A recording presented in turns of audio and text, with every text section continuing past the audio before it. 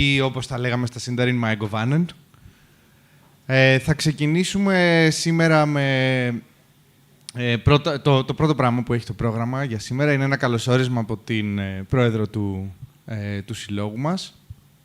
Την κυρία Κέτη Καραγιώργη, η οποία θα μας μιλήσει για να μας κάνει μια πολύ όμορφη εισαγωγή για αυτό το υπέροχο διήμερο που έχουμε κανονίσει.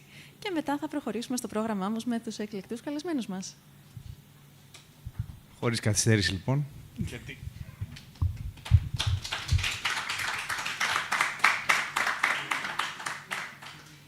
Καλησπέρα σε όλους. Good evening to our guests.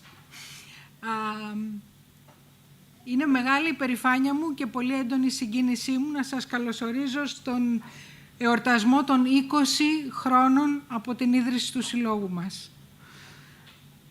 Και λέω 20 χρόνια και ειλικρινά δεν το πιστεύω. Εκείνο το απόγευμα της 5ης του Οκτώβρη του 2002 που μαζευτήκαμε στο πάρκο του Green Park, στον κήπο, τότε δούλευε, 32 άνθρωποι, περισσότερο ή λιγότερο γνωστοί μεταξύ μας, για να βάλουμε τις πρώτες υπογραφές, ειλικρινά, μου φαίνεται σαν να είναι χτες. Θα δούμε πώς ήταν τότε και πώς ήμασταν τότε. That's the beginning 20 years ago, the first signature. Με τον Αντώνη τον Νικολουδάκη που είχε φροντίσει τότε να φτιάξουμε και αυτό το υπέροχο μπάνερ, το μεταξωτό που το έχουμε ακόμα εκεί. Ήταν πολύ μεγάλο τόλμημα, οι εποχές τότε ήταν πολύ δύσκολες για το φάντασι και ήταν η αγάπη μας, η όρεξή μας και η διάθεσή μας για δουλειά και δημιουργία που μας ένωσε και που μας όθησε όχι μόνο να πετύχουμε τους στόχους μας, αλλά να κάνουμε πολύ περισσότερα από ό,τι θα μπορούσαμε να είχαμε φανταστεί σε αυτά τα 20 χρόνια που πέρασα. Οι συζητήσεις μας σιγά-σιγά έγιναν εβδομαδιαίες συναντήσεις. Οι εβδομαδιαίες συναντήσεις έγιναν ημερίδες και στο τέλος φιλολογικά συμπόσια, σαν το τωρινό. Σε αυτό βοήθησαν και κάποιες εκδρομές που κάναμε ανά την Ελλάδα για να γνωριστούμε και με μέλη από άλλες περιοχές, όπου το βιβλίο του Τόλκιν δεν έλειπε ποτέ από τα χέρια μας. Αυτό που βλέπετε είναι το σκοτίνιασμα της Βάλινορ στην παραλία του Βόλου. Τη στιγμή ακριβώς που το ανάγνωσαν ο Σταμάτης με τον Αντώνη, έσβησαν όλα τα φώτα του Βόλου. Όποιος θέλει το πιστεύει. Λοιπόν, και γενικά μαζευόμασταν όσο μπορούσαμε περισσότερο για να γνωριστούμε μεταξύ μας. Και σιγά σιγά αυτές οι τοπικές εκδρομές έγιναν και ταξίδια στο εξωτερικό, σε πολύ μεγάλες διοργανώσεις, όπου γνωρίσαμε παλιούς και εδραιωμένους συλλόγους, όπως ο Αγγλικός, ο Σουηδικός και ο Γερμανικός, και από τους οποίους διδαχτήκαμε, πήραμε παράδειγμα και έτσι δεν μας φαινόταν τόσο μεγάλο το εγχείρημα το δικό μας. Γνωρίσαμε ανθρώπους πραγματικά θρυλικούς στον τολκινικό κόσμο. Γνωρίσαμε την ίδια την κόρη του καθηγητή Τόλκιν, την Πρισίλα, η οποία φέτο μας έφυγε. Ήταν το τελευταίο από τα παιδιά του που ζούσε ακόμα. Γνωρίσαμε τον Τομ Σίπι, τον ερευνητή πάνω στο έργο του καθηγητή, τον Κόλιν Ντουριέ, τον βιογράφο του, τον οποίον αργότερα καλέσαμε και εδώ. Γνωρίσαμε τον Άλαν Λί και τον Τεντ Νάσμιθ, με τον οποίο Τεντ έχουμε δεθεί και με μια πολύ ωραία φιλία, τον Μαρσένο Μπρον-Μπούλες, τον Κάσπαρ Ράιφ και τη Δήμητρα Φήμη και πολλούς άλλους, όπως τον Τζέι που έχουμε εδώ μαζί μας. I'm talking about how we met everyone, who is anyone in Tolkien's universe. Τολμήσαμε πολλά πράγματα σιγά-σιγά. Τολμήσαμε να κάνουμε ένα περιοδικό. Εγχείρημα πολύ δύσκολο τα χρόνια εκείνα, το οποίο κράτησε αρκετά, κράτησε περίπου μια δεκαετία, αλλά μετά τα οικονομικά βάρη ήταν πολύ μεγάλα και δεν μπορούσαμε πλέον να ανταποκριθούμε, γι' αυτό και πέρασε σε ηλεκτρονική μορφή. Φτιάξαμε τραγούδια για τον Τόλκιν, ποίηματα, διηγήματα. Τολμήσαμε ακόμα και θεατρικά έργα βασισμένα πάνω στο έργο του. Συμμετείχαμε στις μεγάλες διοργανώσεις του τόπου μας, στα φεστιβάλ φανταστικού, όπως το Φαντάστικον και το Φαντασμαγκόρια. Και απλώσαμε τα φτερά μας σε ολόκληρη την Ελλάδα, με επίσημο παράρτημα στη Θεσσαλονίκη και αγαπημένα μας μέλη εκπροσώπους σε ολόκληρη τον ελλαδικό χώρο, από την Ιεράπετρα μέχρι την Πρέβεζα. Θα ήθελα να κάνουμε μία αναδρομή σε αυτά τα 20 χρόνια και νομίζω ότι ο καλύτερος τρόπος είναι οι εικόνες. Θα βλέπετε και εγώ θα σας λέω τι είναι τι. 2003 στο Ρίνκον. Κάποια μικρά και κάποιο μεγαλύτερο παιδί παίζουν games workshop επί ώρες. Δεν μπορούσα να τους ξεκολλήσω. Αλλά ήταν υπέροχα. Ήταν η πρώτη μας επαφή με ένα μεγάλο convention. Το 2004 εκπροσωπήσαμε την Ελλάδα στο Ευρωκοινοβούλιο, όπου είχαν οργανώσει οι Ιταλοί μία παρουσίαση του καθηγητή Τόλκιν, με το νούμερο 2 του συλλόγου τους να είναι ο τότε Οικονομικός Επίτροπος της Ευρωπαϊκής Ένωσης. Και μετά το 2005 πήγαμε στο Μπέρμιγχαμ, στην εκδήλωση για τα 50 χρόνια από την ολοκλήρωση της έκδοσης του Άρχοντα των Δαχτυλιδιών. 23 τρελοί Έλληνες, οι οποίοι αναστάτωσαν την πόλη, έπαιξαν θεατρικό έργο. Είχαμε κουβαλήσει ακόμα και τον Γκλάουρουγκ φιλοτεχνημένο από το Γιάννη το Ρουμπούλια, που ήταν μαζί για να ανάβει το λαμπάκι που φώτιζε στο μάτι. Κάναμε εκδρομή στην Οξφόρδη, επισκεφθήκαμε τον τάφο του καθηγητή και για να μπορέσουμε να συνέλθουμε από τη συγκίνησή μας, πήγαμε στο αγαπημένο του pub και ήπιαμε μπύρες. Όλα αυτά μας γνώρισαν με άλλους συλλόγους. Έτσι, το 2006 μας κάλεσαν οι Γερμανοί και πήγαμε στην ετήσια συνάντησή τους στο Think, στο υπέροχο κάστρο του Ντίτς, κοντά στην πόλη Λίμπουργκ. Μέσα και έξω εκπληκτικό και είδαμε τόσα πράγματα περί διοργάνωσης που ειλικρινά το αποφασίσαμε και είπαμε όχι, θα κάνουμε κι εμείς. Και έτσι την επόμενη χρονιά φτιάξαμε το ΚΑΕΡ Άνδρος. Πήγαμε στην Άνδρο, σε έναν υπέροχο τόπο, αυτό είναι το Λαογραφικό Μουσείο στη χώρα της Άνδρου, μας είχαν διαθέσει την αίθουσα εκεί, όπου κάναμε ομιλίες, είχαμε και ξένους επισκέπτες αλλά και καλεσμένους, τον Κάσπαρ Ράιφ, ο οποίος μας μίλησε για την υπέροχη μουσική του.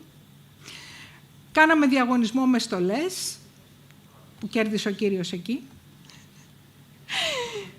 Κάναμε σκετσάκι με ξυφομαχίες, με ξύλινα σπαθιά για να μην μας κυνηγήσουν.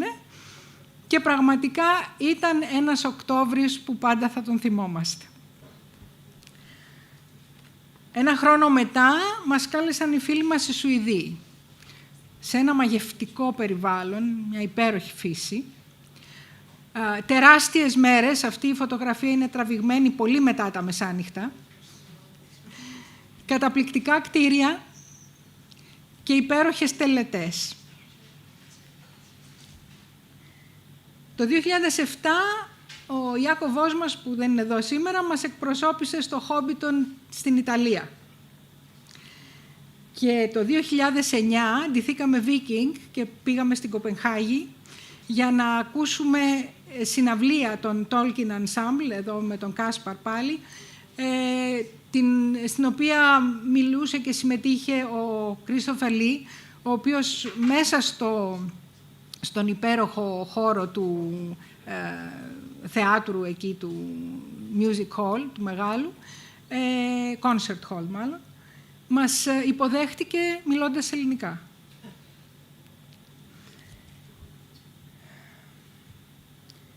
Το 2011, οι φίλοι μας οι Ολλανδοί γιορτάζουν τα 30 τους χρόνια. Εμείς δεν είμαστε τίποτα, έτσι. Το 2011 κλείνανε 30 χρόνια οι Ολλανδοί, φυσικά πορτοκαλιά.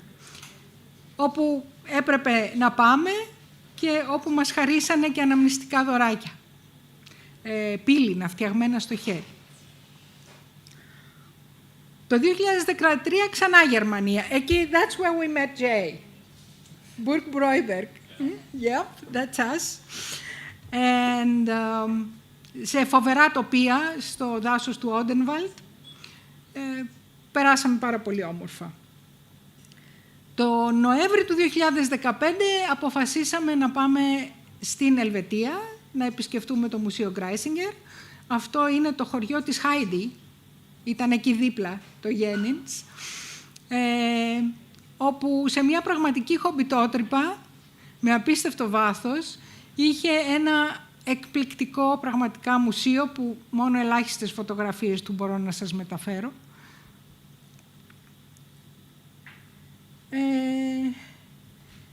Και από το 2015 η επόμενη μας εκδρομή ήταν το 2018, πάλι στη Γερμανία. Αυτή τη φορά κοντά στο Έρφουρτ. Αυτό είναι το φανταστικό κάστρο του Βάρτμπουργκ που επισκεφθήκαμε πηγαίνοντας προς το μέρος που μας φιλοξενούσαν,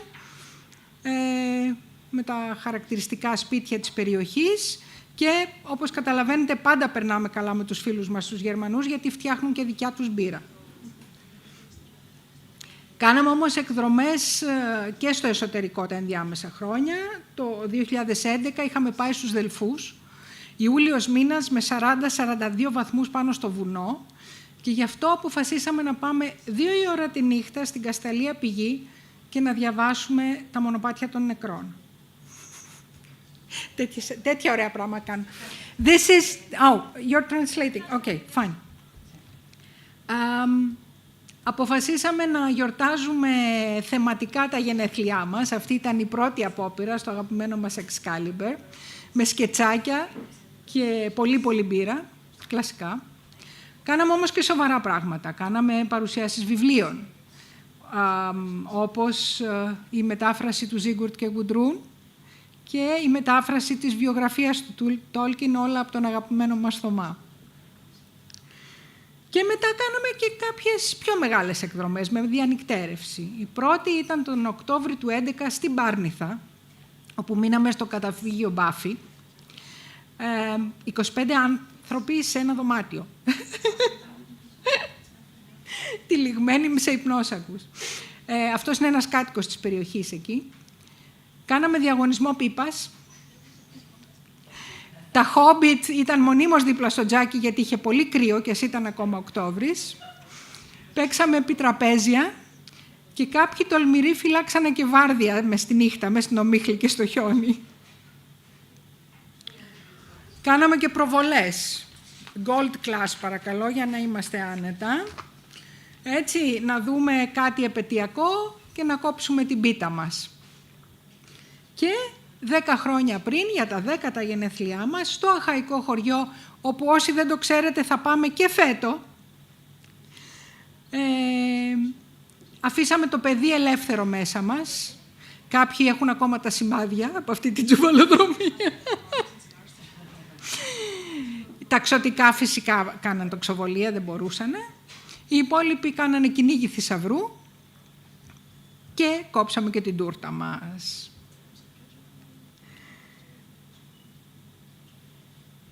Το 2 χρόνια μετά, το 2014, οι φίλοι μας από τη J.R.R μας κάλεσαν να πάμε σε μια ωραία εκδήλωση που έγινε στο κάστρο στο Χλεμούτσι, κοντά στην Κιλίνη. Ένα εκπληκτικό κάστρο, ίσως από τα πιο καλοδιοτηρημένα που έχουμε και με πολύ εύκολη πρόσβαση. Έγιναν διάφορες παρουσιάσεις πάνω στα όπλα και τις τεχνικές των υποτών την εποχή εκείνη. Συναντήσαμε φίλους και βγάλαμε ωραίες φωτογραφίες και γενικά περάσαμε 4 πολύ όμορφες μέρες στην όλη περιοχή. Και την ίδια χρονιά, τον Οκτώβρη, είπαμε για πρώτη φορά να γιορτάσουμε τα γενέθλιά μας καλώντας κόσμο. Ανοιχτά, όποιος ήθελε θα ερχότανε. Στο πάρκο στα ξύλινα της Κεσαριανής, όπου φυσικά τα ξωτικά παίρναν τις ωραίες τους πόζες. Είπαμε παραμύθια στα παιδιά, τα οποία μαζεύτηκαν από ολόκληρο το πάρκο, παράτησαν τα παιχνίδια και ήρθαν να ακούσουν τον υπέροχο παραμυθά μας. χορέψαμε και βέβαια ήπιαμε μπύρες. Από το 2015 έως το 2019 πήραμε μέρος όχι απλά ως συμμετέχοντες, αλλά ως συνδιοργανωτές, στα δύο μεγάλα φεστιβάλ, στο Φαντάστικον και στο Φαντασμαγκόρια. Ειδικά στο Φαντάστικον ήμασταν από τα πιο ενεργά κομμάτια του. Εδώ έχουμε μια παρουσίαση για τον Κρίστοφερ Λί, ο οποίος μόλις είχε αποβιώσει. Και φυσικά παίξαμε ένα υπέροχο θεατρικό. Το καλοκαίρι του 2016 βρεθήκαμε στην Τζαγαράδα, όπου εκεί κάτω από τον υπεραιωνόβιο πλάτανο και με την ωραία fantasy choir να μας συνοδεύει, παίξαμε πάλι θεατρικό, όπου συνδέσαμε την σαγίνη του χρυσού του ενός δαχτυλιδιού με τη σαγίνη του χρυσού του μήλου τσέριδας. Αντίξωες συνθήκες, χωρίς κανένα υπόβαθρο τεχνικό ή τίποτα, αλλά παρόλα αυτά ήταν πάρα πολύ ωραία και το μέρος ήταν μαγικό. Για πρώτη φορά, τον Μάρτιο του 2017, κάναμε κανονική ημερίδα στη Θεσσαλονίκη. Να είναι καλά ο Δημήτρης που οργάνωσε εκεί τον κόσμο, ξαναδέθηκε το ΣΜΙΑΛ της Θεσσαλονίκης, η ΆΡΝΟΡ, και ξεκινήσαμε να έχουμε τέτοιες ωραίες εκδηλώσεις που ξανάγιναν και σίγουρα θα ξαναγίνουν. Και μετά, τον Μάιο, κάναμε εδώ, σε αυτόν τον φιλόξενο χώρο, το πρώτο μας Tolkien Συμπόσιο, με εκλεκτούς καλεσμένους. Το 2 Οκτώβρη επαναλάβαμε την εκδρομή μας, αυτή τη φορά στους πρόποδες του Παρνασσού, στο κτήμα της Αμφίκαιας, όπου στήσαμε ένα Mordor Bootcamp. Ντυθήκαμε ανάλογα, χωριστήκαμε σε ομάδες, διαγωνιστήκαμε σε διάφορα, αλλά στο τέλος κερδίσαμε όλοι.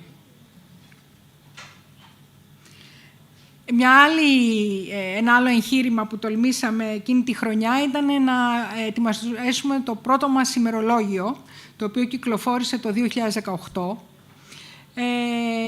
και το οποίο βγαίνει κάθε 2 χρόνια. Και θέλουμε και ελπίζουμε να βοηθήσετε όλοι για να μπορέσουμε να το κάνουμε αυτό. Μια από τις πιο ωραίες φωτογραφίες του ήταν αυτές. Και όταν κάνουμε Tolkien Reading Day, κάνουμε Tolkien Reading Day στην Δημοτική Πινακοθήκη του Πειραιά, ντυμένοι με τα καλά μας, διαβάζουμε υπέροχα αποσπάσματα. Και αυτή δυστυχώς το 2018 ήταν και η τελευταία μας ανοιχτή επίσημη συνάντηση, γιατί μετά COVID happened, κλειστήκαμε στα σπίτια μας, αλλά ευτυχώς δεν χάσαμε την επαφή. Συνεχίσαμε διαδικτυακά, μα με ομιλίες Zoom, μα με απλές συναντήσεις, μα έστω να βλέπουμε ο ένας το πρόσωπο του άλλου και να ακούμε και να μαθαίνουμε ότι είμαστε καλά. Η πρώτη φορά που συναντηθήκαμε μετά από εκείνην ήταν τον Οκτώβρη του 2001 για τα γενέθλιά μας και ο κόσμος το είχε ανάγκη, όπως βλέπετε μαζευτήκαμε πάρα πολύ.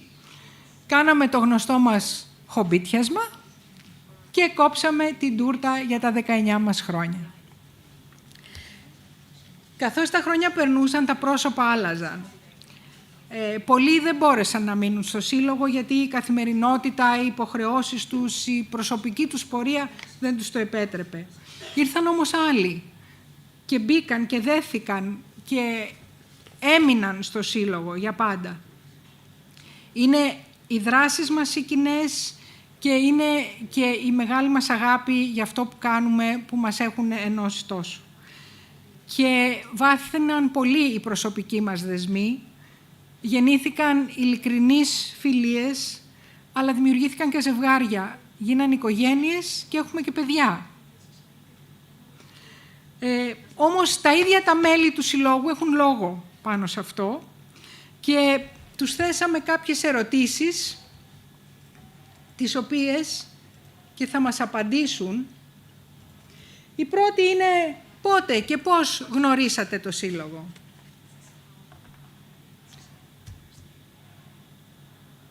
Δεν ακούγεται.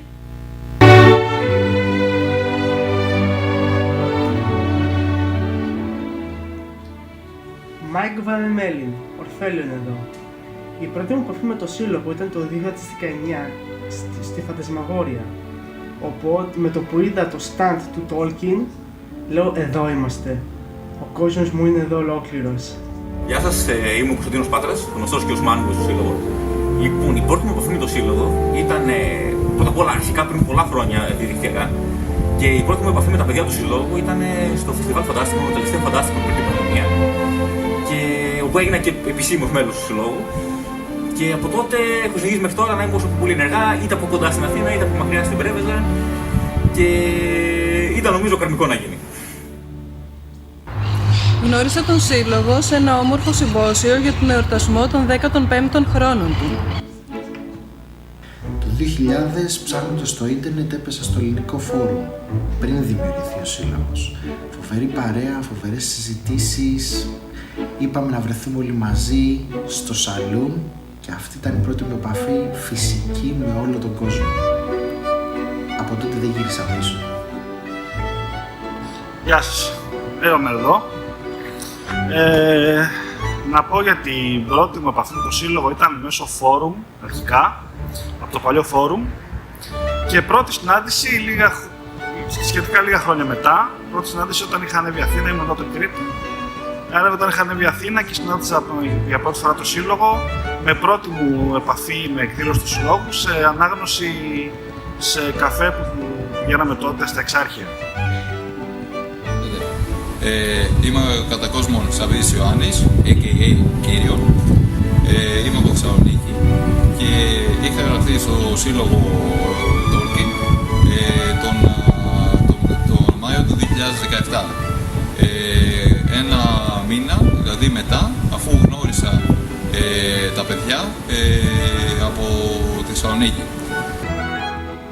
Σύλλογο Τόλκιν ως οντότητα τον γνώρισα στις 5 του Οκτώβριου του 2002, τότε που έβαλα την πρώτη υπογραφή για την ίδρυσή του.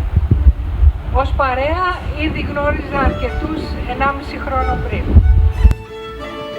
Γνώρισα το Σύλλογο στο Συμπόσιο για τα 15 χρόνια του σε μια εκδήλωση όπως τη σημερινή. Καλησπέρα και χρόνια πολλά στον αγαπημένο μας Σύλλογο. Η πρώτη μου επαφή με το Σύλλογο Φίλων Τόλκιν ήταν στις 31 Μαΐου του 2015, στην πρώτη συνάντηση που έγινε μετά από πολύ καιρό στην Βόρειο Ελλάδα. Σε ένα αποδοχείο στο κέντρο της πόλης, Σεπτέμβριο του 2002, συνάντησα μια ομάδα από νάνους, ξωτικά ανθρώπους και χόμπιτ. Έκατσα στην παρέα τους και πια με ζήθο εκλεκτό. Λίγες μέρες μετά, ο ΡΙΒ της πόλης, με το δικαίωμα που του δίνει ο νόμος της Άρνορ, επισημοποίησε την ίδρυση του Ελληνικού Συλλόγου Φίλων Τόλκιν, The Prancing Pony.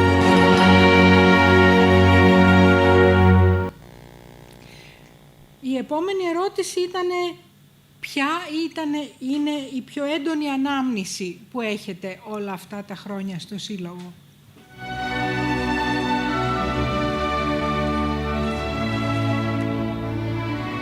Η εκδήλωση γεγονός που μου είχε εντυπωθεί περισσότερο εκτός Ελλάδος ήταν η εκδρομή στη Δανία για να δούμε το Tolkien Ensemble, όπου έκανε αφήγηση ο Κρίστοφερ Τόλκιν.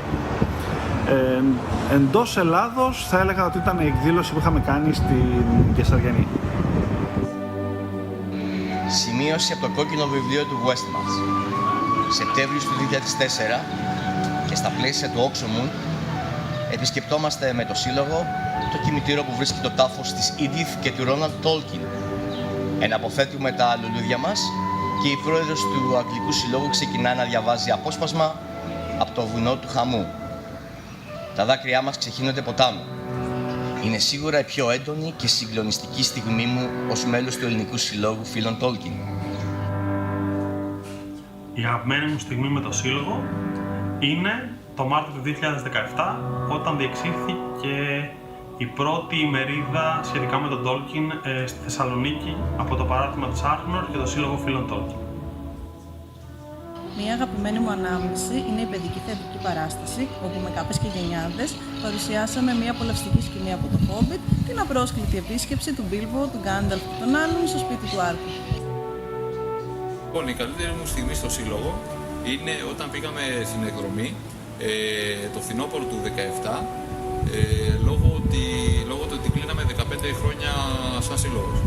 Εκεί βρήκα πολλά άτομα και από Αθήνα και από άλλα μέρη, τα οποία δεν τα γνώριζα, αλλά παρόλα αυτά είχα ενθουσιαστεί, γιατί είχαμε όλοι και ατόφιο ενδιαφέρον για τον καθηγητή και για το έργο του. Και επίσης ήταν πολύ οργανωμένο, παίξαν πολύ ενδιαφέροντα παιχνίδια και διασκεδάσαμε απίστευτα. Η στιγμή που θα μου μείνει αξέχαστη είναι το 2005, στη διάρκεια του ταξιδιού μας στο Μπέρμιγχαμ, η επίσκεψη στο κημητήριο και τον τάφο του καθηγητή, που αναγκάστηκα, γιατί έλειπαν όλοι οι άλλοι, να διαβάσω εκείνο το απίστευτο απόσπασμα από το Mount Doom. Η αγαπημένη μου στιγμή με το Σύλλογο είναι, νομίζω, ξεκάθαρα η εκδρομή στη Χαλκίδα, που γνώρισα πολύ καλά όλα τα μέλη, τα περισσότερα μέλη. Πέρασαμε πάρα πολύ ωραία, πήγαμε στα κάστρα, γνωρίσαμε και άλλους ανθρώπους στη Χαλκίδα, που είχαν φτιάξει μια ωραία καφετέρια τότε εκεί και γνωρίσαμε ανθρώπους που έχουν πραγματικά πάθος με το έργο του καθηγητή. Ωστόσο, μετά μας έτυχε η καραντίνα και δεν είχαμε πολλές στιγμές από κοντά. Παρ' όλα αυτά, κάθε στιγμή που μαζευόμαστε μέσω του Zoom, μέσω των εξαποστάσεως συνομιλιών και των παρουσιάσεων που κάναμε εξαποστάσεως, ήταν μια μοναδική στιγμή. Αυτά και ελπίζω να έχουμε ακόμα περισσότερο στο μέλλον. Οι δύο καλύτερες στιγμές αυτών των 20 χρόνων ήταν το Birmingham το 2005 και το Car-Randos το 2007. Φοβερές εκδηλώσεις και οι δύο, μας έδεσαν πάρα πολύ σαν σύλλογο και ήταν πραγματικά αξιομνημόνευτες στιγμές που θα μου μείνουν αναξέχαστες όλη τη ζωή μου. Η εκδήλωση που μου έχει αποτυπωθεί πιο έντονα είναι η ημερίδα του Τόλκιν το 2019, αν δεν κάνω λάθος, στην μια παραλία Θεσσαλονίκης, στην Καζαμπιάνκα, επίσης αν δεν απατώμε, που γνωριστήκαμε τα μέλη και είχαμε γνωριμία με το Σύλλογο. Η αγαπημένη μου στιγμή ήταν η υπέροχη εκδρομή στην Αμφίκια, όπου, ως οι δυνάμεις του κακού, είχαμε την ευκαιρία να βαδίσουμε στην γη της πόλης.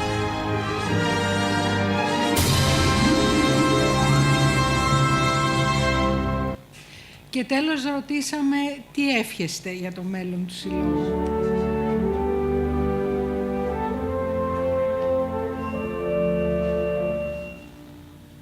Το μέλλον του Συλλόγου το ονειρεύομαι γεμάτο δημιουργικές δράσεις.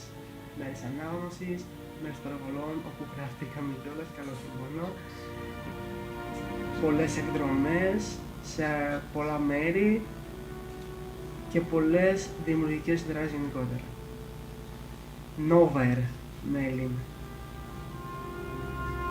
Έναν είναι το όνειρό μου όλα αυτά τα χρόνια, να έχουμε το δικό μας χώρο, το δικό μας μέρος που θα συζητάμε, θα βρισκόμαστε, θα ταξιδεύουμε μαζί μέσω του Τόλκιν. Μακάρι αυτό να γίνει πραγματικότητα κάποια στιγμή. Χρόνια πολλά σε όλους, χρόνια πολλά στο Σύλλογο. Εύχομαι ο Σύλλογός μας να συνεχίσει για πολλά χρόνια ακόμα και να είναι αυτό που πάντα ήταν, μια οικογένεια. Ως προς το μέλλον του Συλλόγου, εύχομαι να μεγαλώσει κι άλλο η παρέα μας, να έρθουν κι άλλα νέα μέλη, τα οποία να είναι το ίδιο και περισσότερο εξάτα με εμάς και να θέλουν να συνεισφέρουν κι αυτοί στην διάδοση του έργου του Τόλκιν. Παρόλο που τώρα περνάμε δύσκολη περίοδο λόγω COVID και αρκετών δυσκολιών τώρα στη ζωή μας, νομίζω ότι ο Σύλλογος έχει λαμπρό μέλλον. Ελπίζω ότι τα επόμενα 10 χρόνια θα βρουν το Σύλλογο με περισσότερα μέλη, περισσότερες εκδηλώσεις και ποιοτικές εκδηλώσεις και πάρα πολλά ταξίδια. Και κυρίως Ονειρεύομαι ένα μέλλον με νέα μέλη που να αγαπάνε το έργο του καθηγητή και να ασχολούνται με το Σύλλογό μας, ταξίδια στην Ελλάδα και στο εξωτερικό και πολλές τολκινικές εκδηλώσεις. Το μέλλον του Συλλόγου εύχομαι να είναι συναρπαστικό, όπως οι περιπέτειες των αγαπημένων μας ηρώων, και διασκεδαστικό, σαν μια λαμπρή χωμπιτογιορτή.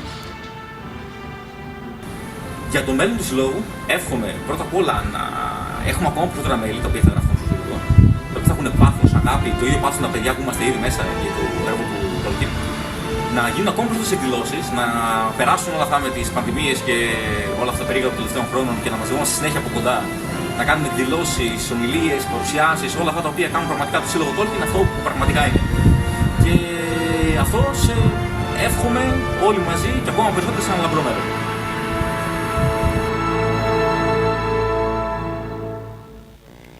Αυτό ήταν το παρελθόν μας, τα πρώτα 20 χρόνια μας και εύχομαι κι εγώ οι ευχές των μελών μας να γίνουν πραγματικότητα και 10 χρόνια από τώρα να ακούμε και τις υπόλοιπες. Ευχαριστώ.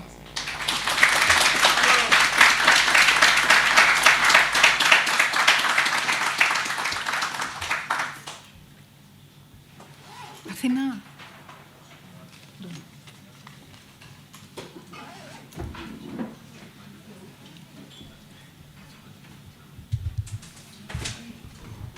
Ευχαριστούμε πολύ τη Γκέτη για αυτή την εξαιρετική αναδρομή στο παρελθόν του Συλλόγου και όλα τα μέλη που συμμετείχαν και βοήθησαν με τη δημιουργία των βίντεο που μόλις είδατε.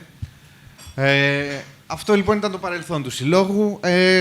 Το μέλλον ξεκινάει αμέσως τώρα, νομίζω, με την πρώτη ομιλία για σήμερα, η οποία είναι και για μένα πολύ σημαντική, μιας και το θέμα που θα ακούσουμε τώρα, ο Μπέογουλφ δηλαδή, το νέο βιβλίο που πρόσφατα κυκλοφόρησε μεταφρασμένο στα ελληνικά, είναι και το nickname μου στο Σύλλογο, οπότε για μένα είναι εξαιρετικά, έχει προσωπικό ενδιαφέρον, μιας και 19 χρόνια πριν που εγώ βρήκα τα παιδιά, στο Σύλλογο δεν μπήκα γιατί ήμουν ανήλικος, αλλά ναι, είχαν πάρει όλα τα καλά nickname του Tolkien και αναγκαστικά πήγα στα δεύτερα. Και έτσι ήρθε η αγάπη μου για τον Μπέογουλφ. Για να μας μιλήσει λοιπόν για αυτό το έπος της αγγλοσαξονικής παράδοσης, αντίστοιχο ας πούμε με τα δικά μας ομηρικά έπι, θα έλεγα, ο μεταφραστής του στα ελληνικά, ο Θωμάς Μαστακούρης. Θωμά, έλα. Μέχρι να έρθει ο Θωμάς, να πω δύο πράγματα για τον Θωμά, που χρειάζεται να τα διαβάζω γιατί έχει κάνει πραγματικά τόσα πολλά πράγματα που είναι αδύνατο να τα θυμάται κανείς απ' έξω. Ο Θωμάς λοιπόν είναι συγγραφέας, ανθολόγος, αρθρογράφος, δημιουργός παιχνιδιών ρόλων, RPG και μεταφραστής περισσότερων από 200 βιβλία με έμφαση στη λογοτεχνία του φανταστικού και την επιστημονική φαντασία. Στα πιο γνωστά έργα του και ενδιαφέροντος του Συλλόγου τουλάχιστον είναι το δοκίμιο «Ρίζες και φύλλα της Μέσης Γης» για τον αγαπημένο μας καθηγητή, αλλά και το πρώτο ελληνικό παιχνίδι ρόλων, τα ζωντανά έπι, που διαδραματίζεται στην ομηρική Ελλάδα. Επίσης, ήταν υπεύθυνος για την επιλογή και μετάφραση των διηγημάτων της σειράς «Ανθολογία Επιστημονικής Φαντασίας» των εκδόσεων J.R.R για 14 χρόνια. Αν δεν κάνω λάθος. Θωμά. Σε ευχαριστώ, Βασίλη.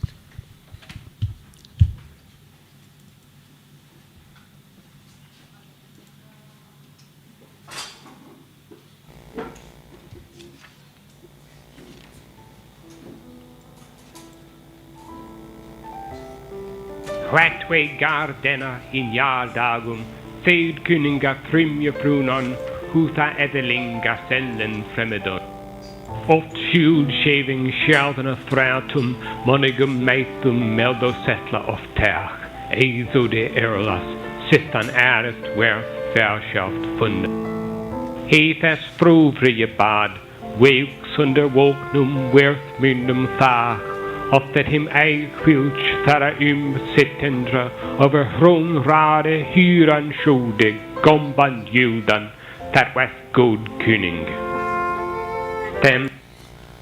Αυτό που μόλις ακούσατε είναι η εισαγωγή του έπος του Μπέογουλφ, όπως περίπου θα ακουγόταν αν ένας βάρδος του πρώιμου Μεσαίωνα την απάκελνε στην αίθουσα των Συμποσίων κάποιου βασιλιά της Μέρσια ή του Νορθάμπερλαντ. Πιθανότατα να μην καταλάβατε λέξη, αλλά αν αυτό σας παρηγορεί, ακόμα και ένας βέρος Άγγλος είναι απίθανο να έπιανε έστω και μια λέξη από αυτή την απαγγελία.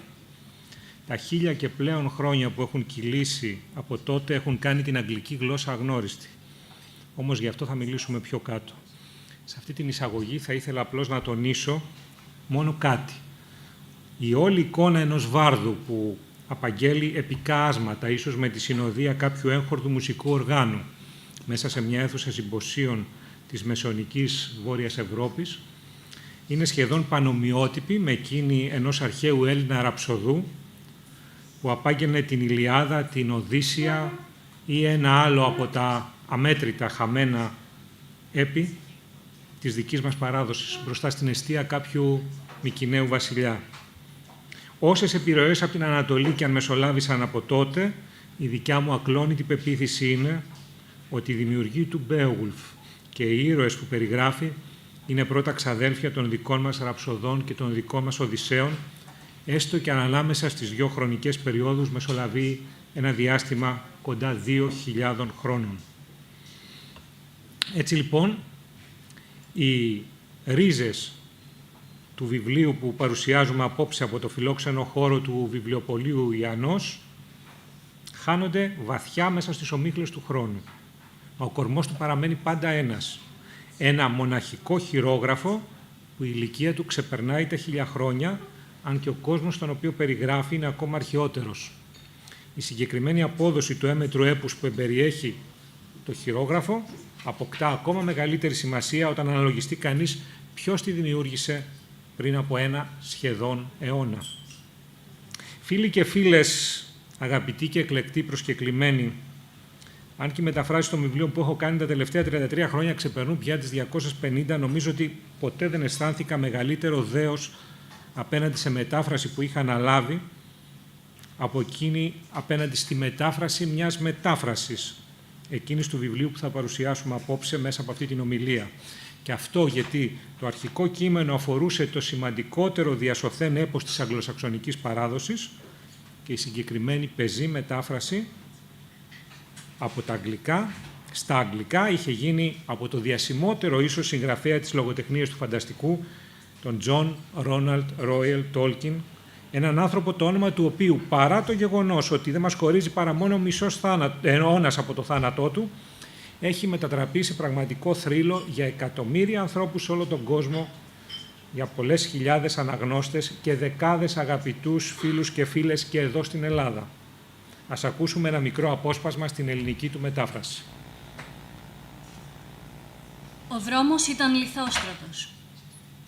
Ένα στενό μονοπάτι που κρατούσε τους άνδρες μαζί.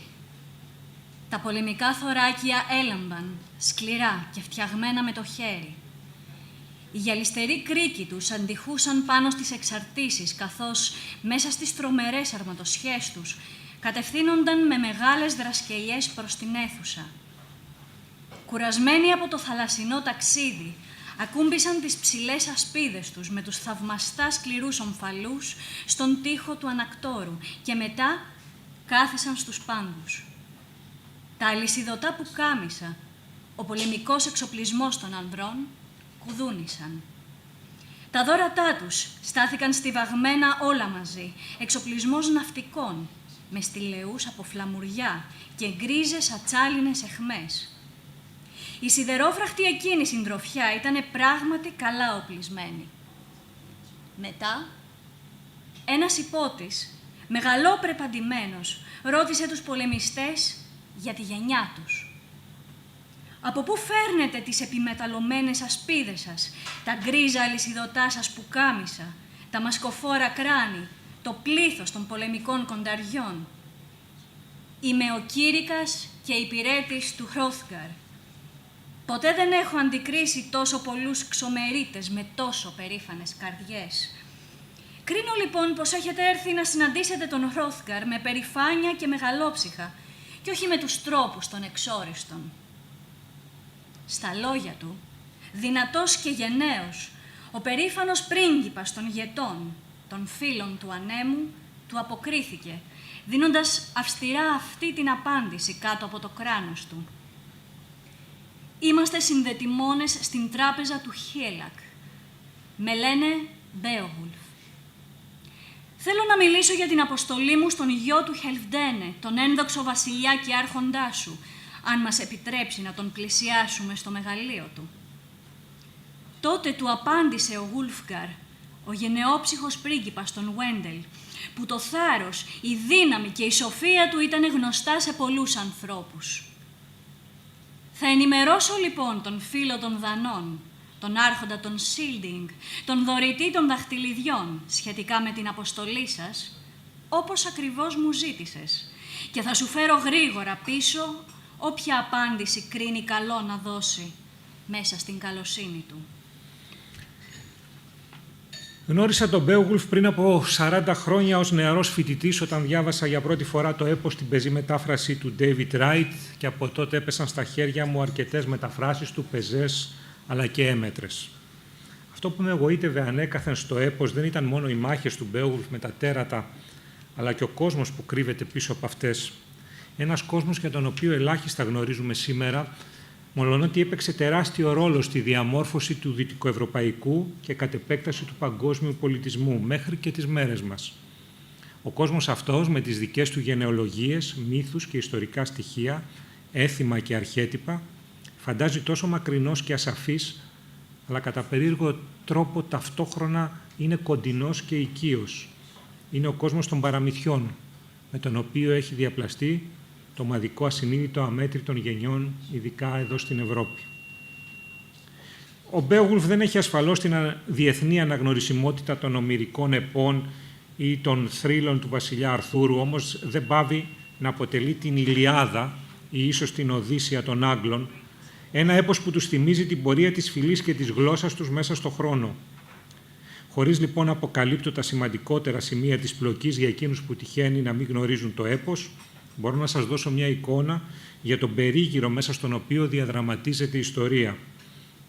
Βρισκόμαστε βαθιά μέσα στο Μεσαίωνα, τον πραγματικό Μεσαίωνα, δηλαδή κάπου ανάμεσα στον 6ο και στον 7ο αιώνα μετά Χριστόν. Στη Δύση, η Ρωμαϊκή Αυτοκρατορία έχει καταρρεύσει και έχει δώσει τη θέση της σε αμέτρητα μικροσκοπικά βασίλεια των γερμανικών κυρίως φυλών που την κατέλυσαν και εγκαταστάθηκαν στα εδάφη της. Μέσα στο πλαίσιο αυτό δημιουργούνται βασιλικές γενιές με μυθικούς αλλά και ιστορικούς προγόνους, οι οποίες τη μια στιγμή βρίσκονται αντίπαλες και την άλλη συμμαχούν, συχνά μέσα κάποιου έξυπνου συνοικεσίου, μόνο και μόνο για να βρεθούν και πάλι αντίπαλες λίγο αργότερα.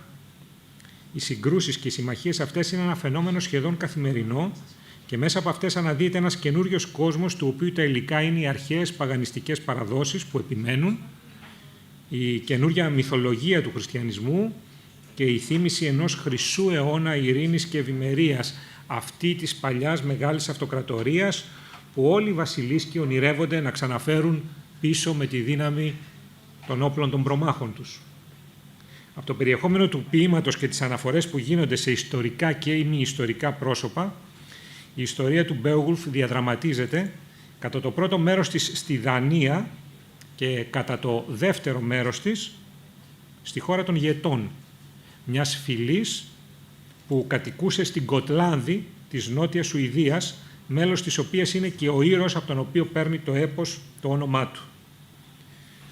Τύχη αγαθή, ίσως η επιθυμία των θεών του Βορρά, οδήγησε τα βήματά μου πριν από 1 μήνα και στις 2 αυτές χώρες και έτσι βρέθηκα με την αγαπημένη μου σύζυγο κοντά στη μικρή μας κόρη που έχει εγκατασταθεί εκεί και περπάτησα στα ομιχλώδη δάση και στις μελαγχολικές λίμνες των χωρών του Βορρά που νομίζω ότι ελάχιστα έχουν αλλάξει από το πλαίσιο μέσα στο οποίο διαδραματίζεται η ιστορία από τότε που γραφόταν ο Μπέογουλφ.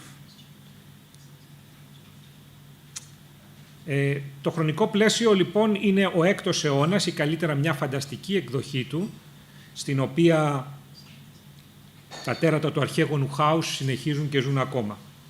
Μια εποχή κατά την οποία ένα μέρος της Βόρειας Ευρώπης είχε χριστιανιστεί, αλλά ένα άλλο παρέμενε πιστό στη λατρεία των αρχαίων θεών. Στη Δανία βασιλιάς είναι ο Χρώθγκαρ, του οποίου το ανάκτορο βρίσκεται κοντά σε μια εντυπωσιακή αίθουσα συμποσίων που ονομάζεται Χέοροτ, δηλαδή αρσενικό ελάφι.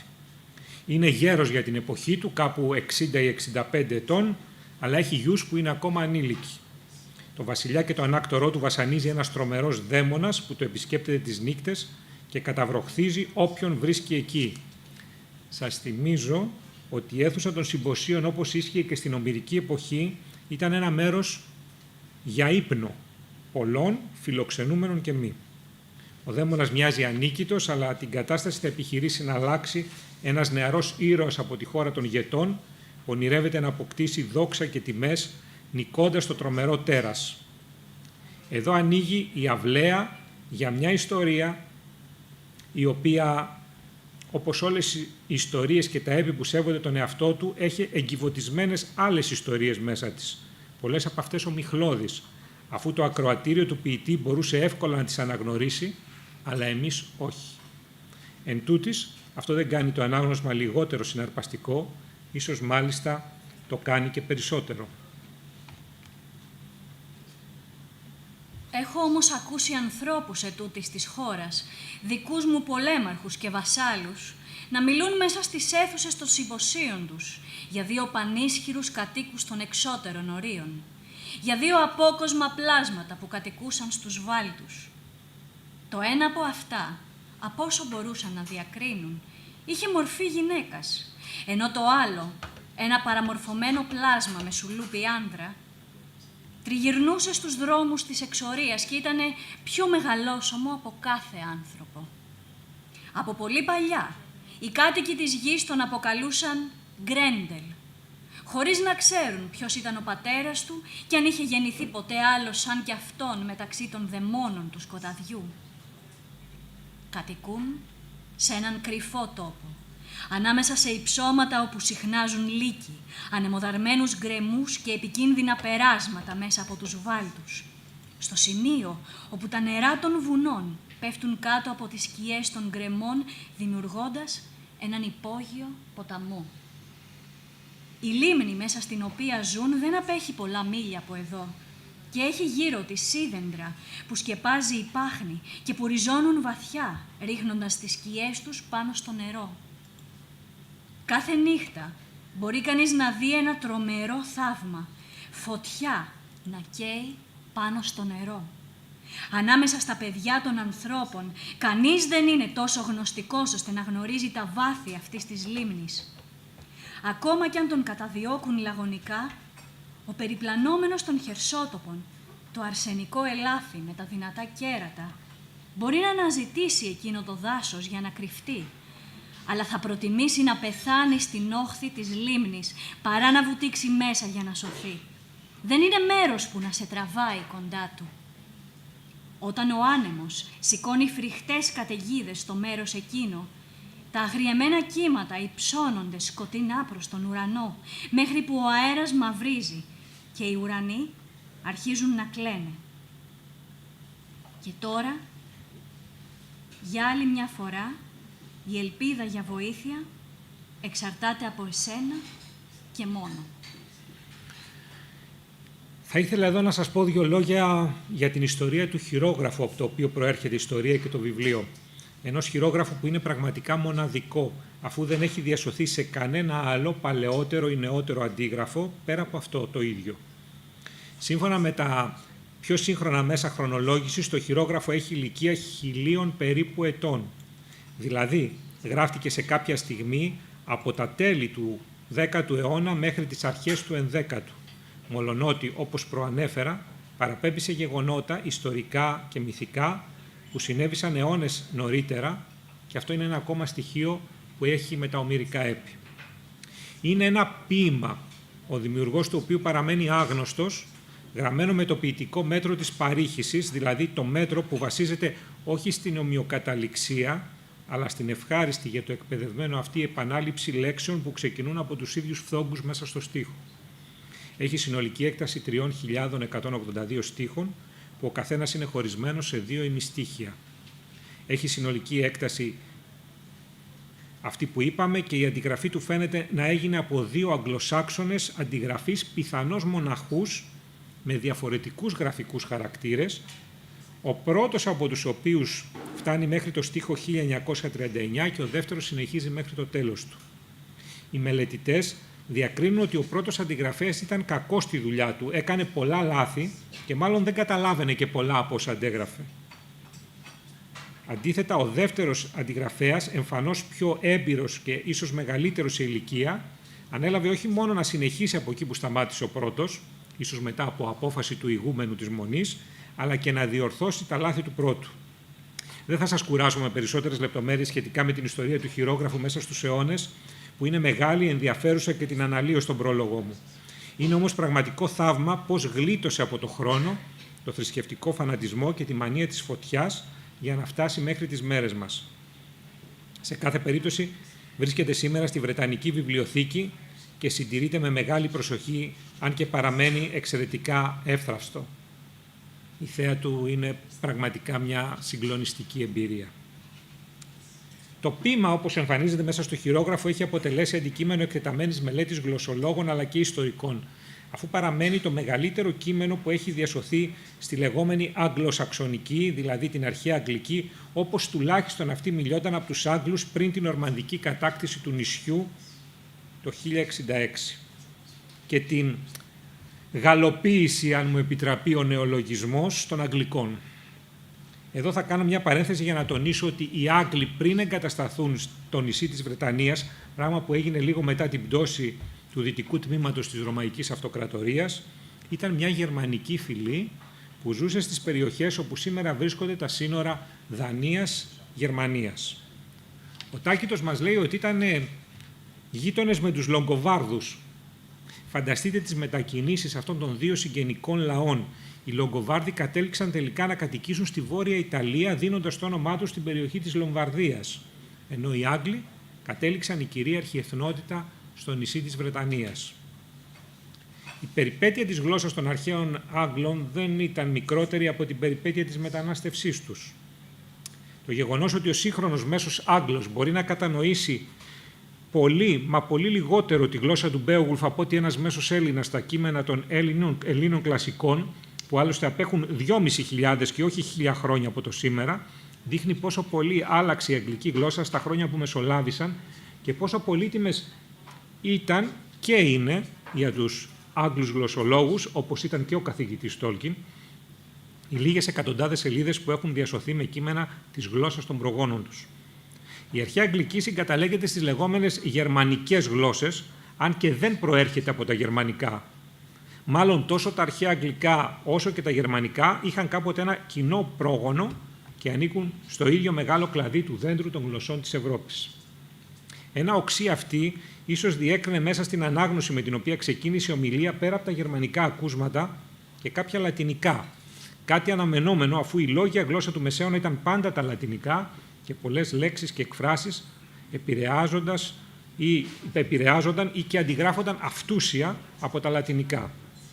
Αναλαμβάνοντας την έδρα της αγγλοσαξονικής γλώσσας στο Πανεπιστήμιο της Οξφόρδης το 1925, ο καθηγητής Τόλκιν είχε ως βασικό εργαλείο της διδασκαλίας του τον Μπέογουλφ.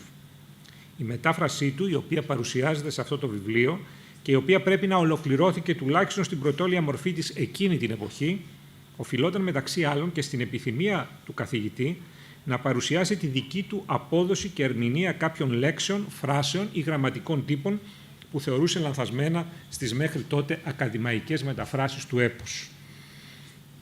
Το βιβλίο το οποίο περιέχει αυτή την πεζή μετάφραση κυκλοφόρησε σε επιμέλεια του γιου του Τόλκιν, του Κρίστοφερ, το 2014 και πέρα από αυτήν περιέχει 200 περίπου σελίδες με σχολιασμούς του ίδιου του Τόλκιν πάνω σε γλωσσολογικά, ιστορικά ή ενιολογικά ζητήματα του αρχικού ποίηματος και της απόδοσής του από τον ίδιο.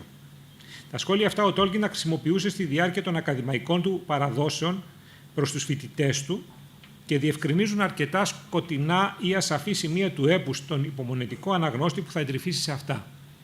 Κάποιες σελίδες είναι ιδιαίτερα ενδιαφέρουσες, για παράδειγμα αυτές που αναφέρονται στην έννοια και στην αντίληψη της μοίρας και του πεπρωμένου για τους λαούς της Βόρειας Ευρώπης ή αυτές που μιλούν για το wergild, την εξαγορά του αίματος, δηλαδή τη διακοπή του αέναου κύκλου εκδίκησης μεταξύ των οικογενειών του φωνιά και του φωνεμένου με την καταβολή κάποιου ποσού ή ενός αριθμού ζώων στην οικογένεια του νεκρού. Να μια λέξη που δείχνει την περιπέτεια της γλώσσας, wergild. Were είναι μια αρχαία αγγλική λέξη που σημαίνει άνθρωπος. Σήμερα έχει επιβιώσει μόνο στη λέξη werewolf, λυκάνθρωπος. Το guild είναι από το geldum το λατινικό, που σημαίνει τίμημα, φόρος υποτέλειας ή πληρωμή. Άρα λοιπόν το wergild ήταν η πληρωμή για έναν άνθρωπο, για το θάνατο ή το σακάτεμα, το ανεπανόρθωτο ενός ανθρώπου. Στο τέλος του βιβλίου περιλαμβάνεται και το Selic Spell, το γράφει εδώ μαζί με το Selic Spell, λέει. Το Selic Spell είναι δύο λέξεις πάλι αγγλοσαξονικές που σημαίνουν θαυμαστή ιστορία. Είναι άλλη μια λέξη spell, έτσι, την ξέρουμε σαν ξόρκι, στα αγγλοσαξονικά σημαίνει ιστορία, παραμύθι. Είναι μια προσπάθεια του Τόλκιν να αποδώσει το θρύλο του Μπέογουλφ με τη μορφή παραμυθιού, αφαιρώντας από αυτόν όλα τα ιστορικά του στοιχεία. Το βιβλίο κλείνει με δύο ποίηματα του καθηγητή, αρκετών στροφών το καθένα, εμπνευσμένα από το έπος. Φίλοι και φίλες, εκλεκτοί προσκεκλημένοι, η μετάφραση του αρχικού Μπέογουλφ από τους μελετητές δεν ήταν ποτέ μια εύκολη υπόθεση από μόνη της. Εξαιτίας των ελάχιστων διασωθέντων κειμένων της αρχαίας Αγγλικής, όπως προτιμούσα να αποκαλούμε τα αγγλοσαξονικά τόσο ο πατήρ όσο και ο ιός Τόλκιν, των λαθών που αναπόφευκτα παρισφραίουν στη διάρκεια της αντιγραφής ενός χειρογράφου, πόσο μάλλον της αντιγραφής ενός αντιγράφου, αλλά και εξαιτίας της κακής κατάστασης πολλών σελίδων του χειρογράφου, λέξεις αλλά και φράσεις ολόκληρες έχουν σε πολλά σημεία ασαφή ή διφορούμενη σημασία. Την κατάσταση δεν κάνει καλύτερη το γεγονός ότι η αρχαία αγγλική γλώσσα, ειδικά η ποιητική, είναι μια γλώσσα κοφτή και άκρως συνοπτική, που βασίζεται στο δυναμισμό των λέξεών της και όχι στην εκτεταμένη περιγραφικότητα των φράσεών της. Εδώ, για να δώσω ένα μέτρο σύγκρισης, θα σας παραπέμψω στα δύο πανέμορφα ποιητικά απονήματα του Τόλκιν σε αυτό το μέτρο, το έπος του Σίγκουρτ και της Γκούντρουν και την πτώση του Αρθούρου, που είχα μεγάλη χαρά να μεταφράσω για τις εκδόσεις Αίολος. Ο άγνωστος ποιητής του Μπέογουλφ αναφέρεται συχνά σε πράγματα που θεωρεί ότι είναι ήδη γνωστά στο ακροατήριό του, αποφεύγοντας να δώσει περισσότερες πληροφορίες για αυτά.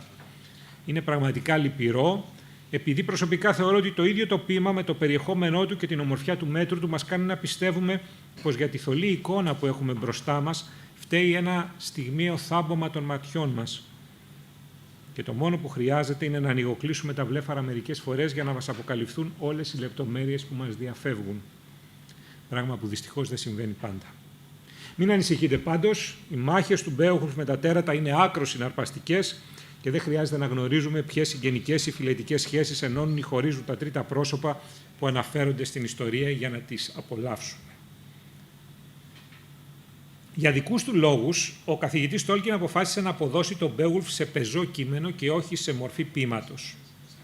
Μιλώντας για τη δική μου προσπάθεια να αποδώσω το κείμενο στην ελληνική γλώσσα, όσο περίεργο και αν φαίνεται, η μετάφραση του πεζού με δυσκόλεψε πολύ περισσότερο από ό,τι πιστεύω αν είχα να κάνω άλλη μια φορά με ένα ποιητικό δημιούργημα του καθηγητή.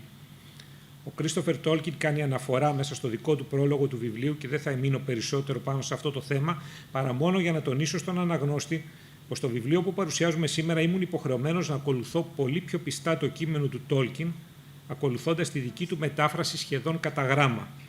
Αυτό έπρεπε να συμβεί για δύο σημαντικούς λόγους. Πρώτον, γιατί ένα μεγάλο μέρος του βιβλίου, αυτό που ακολουθεί το αρχικό κείμενο της ιστορίας, σχετίζεται με σημειώσεις στις πανεπιστημιακές παραδόσεις του καθηγητή, στις οποίες κάθε φορά εξηγεί γιατί έπρεπε να μεταφράσει μια λέξη ή φράση με ένα συγκεκριμένο τρόπο.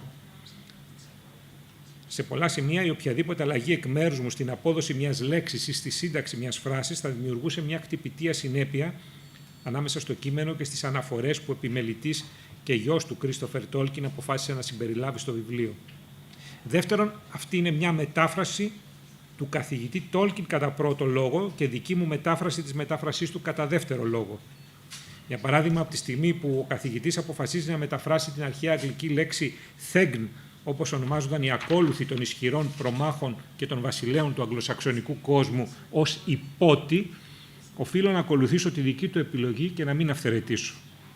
Εν τούτης, όπου αυτό ήταν δυνατόν και επιβεβλημένο, έχω κάνει κάποιες μικρές αλλαγές στη σύνταξη των προτάσεων του κειμένου, ώστε να γίνει πιο ευχάριστο στην ανάγνωσή του από τον Έλληνα αναγνώστη. Έχω κάνει κάθε προσπάθεια να αποδώσω με τον καλύτερο δυνατό τρόπο την προφορά των αρχαίων αγγλικών ονομάτων, τουλάχιστον σύμφωνα με τις πιο επικρατούσες θεωρίες. Γι' αυτό μην τρομάξετε αν δείτε πως οι αποδόσεις κάποιων ονομάτων μοιάζουν να μην συμφωνούν με το αγγλικό τους αντίστοιχο. Για παράδειγμα, ο βασιλιάς των Γετών γράφεται Χίγκελακ, αλλά μέσα στο κείμενο αποδίδεται ως Χίελακ.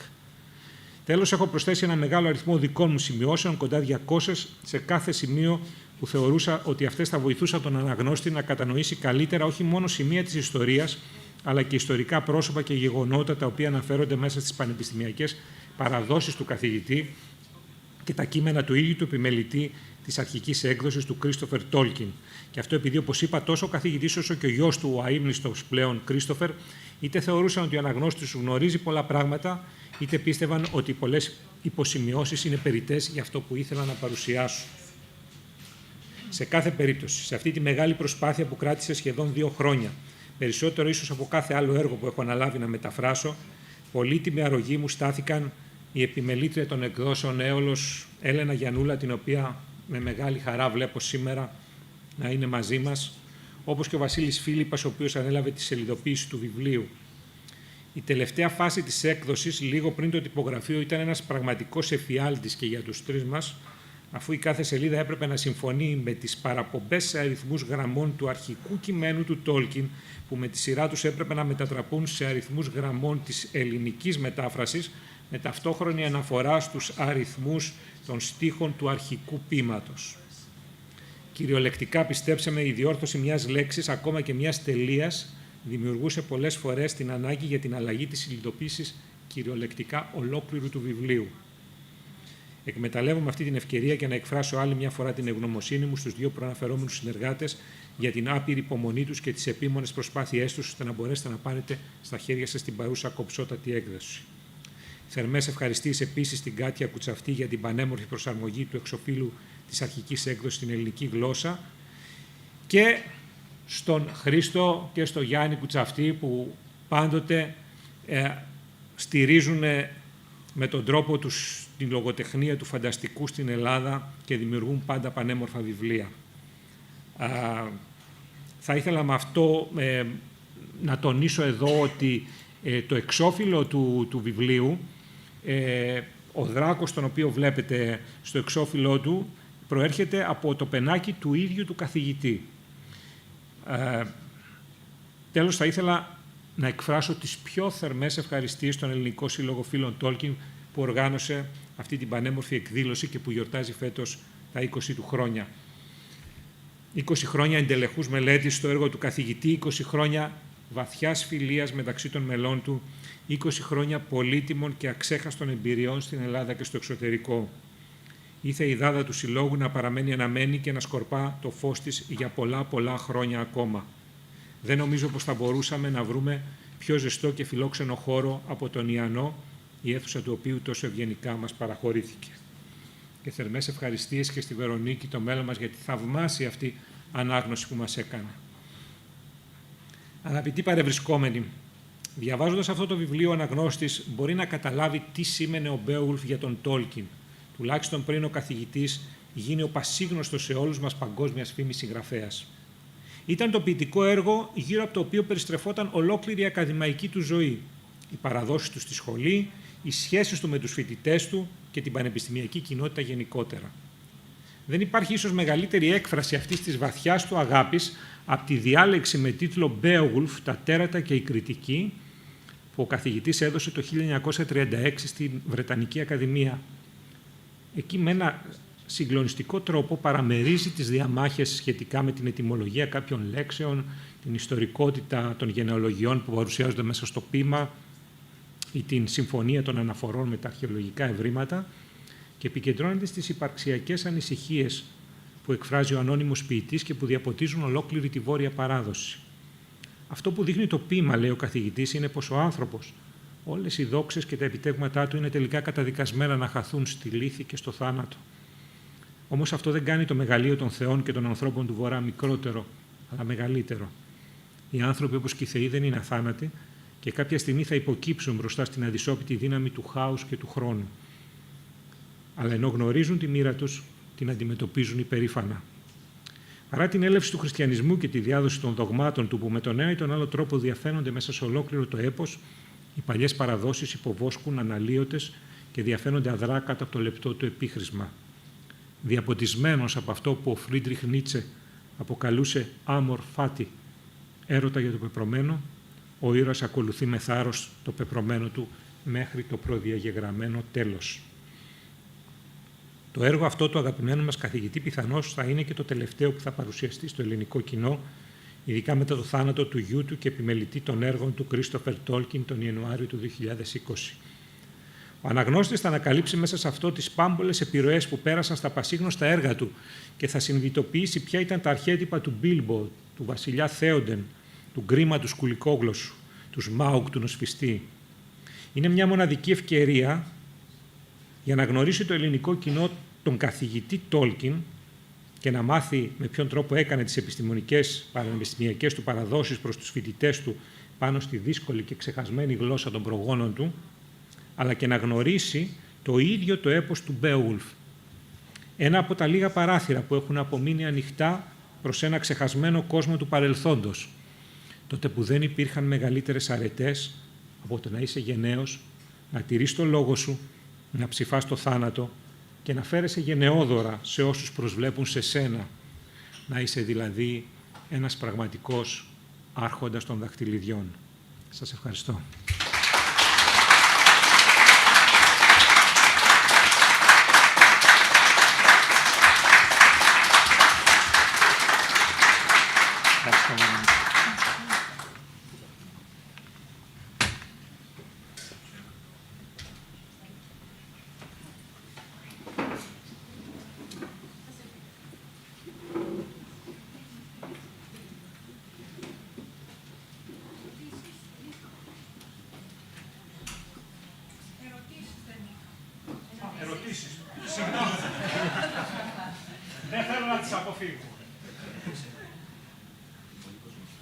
Συγγνώμη. Σας ακούω. Είμαι όλος αυτιά.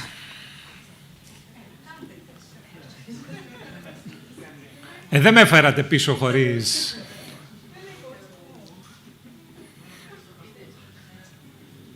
Κανείς? Εγώ. Ορίστε. Λες τους φρίζερ γέτες. Έτσι είναι η μετάφραση. Όχι. Υπάρχουν οι γιούτι και υπάρχουν και οι γκέατς. Ναι. Οι γκέατς ονομάζονται στην ελληνική τους απόδοση ηγέτες. Υπάρχει μεταξύ των ιστορικών και των γλωσσολόγων και των αρχαιολόγων ένα μεγάλο ξύλο για το αν οι ηγέτες και οι γιούτι είναι το ίδιο, η ίδια φυλή. Στην πραγματικότητα, μάλλον έχουν καταλήξει στο συμπέρασμα ότι οι ηγέτες ήταν ένας λαός που κατοικούσε στη Νότια Σουηδία και οι Γιούτι ήταν ένας λαός ο οποίος κατοικούσε στη Χερσόνησο της Δανίας. Εγώ γιατί έχω πάντα στο μυαλό μου την εντύπωση ότι ο Μπέογουλφ ήταν από το Φρίσλαντ, ότι ήταν από την άκρη της Βόρειας Θάλασσας προς την Δανία. Αυτοί που είναι στο Φρίσλαντ είναι ουσιαστικά οι Άγγλοι. Τώρα, δεν έχουμε καταλάβει ποτέ πού ακριβώς το έπος είναι πιθανόν να γράφτηκε στην Αγγλία. Για ποιο λόγο τώρα αναφέρεται σε γεγονότα, σε κάποια ιστορικά πρόσωπα, επιβεβαιωμένα ιστορικά, όπως είναι ο Χρόθγκαρ, τα οποία παραπέμπουν στους Δανούς και στους Σουηδούς, αυτό δεν το ξέρουμε. Αλλά το έπος είναι γραμμένο στην αρχαία Αγγλική, άρα λοιπόν πιστεύουμε ότι το κουβάλισαν μαζί τους από εκεί πέρα. Έτερος. Καλησπέρα σας και όλα συγχαρητήρια για την μεθοδολογία σας. Συναντήσατε όρους στους οποίους χρειαστήκατε να δημιουργήσετε νεολογισμούς και αν ναι, πού μεταφραστική προσέγγιση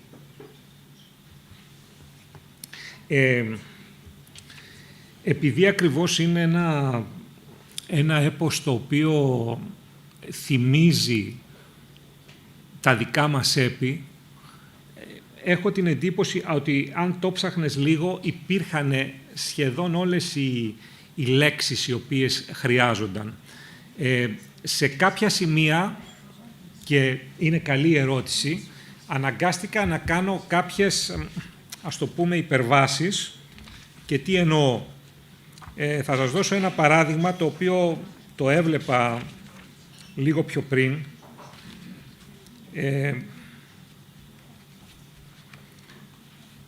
Ναι. Μιλάει λοιπόν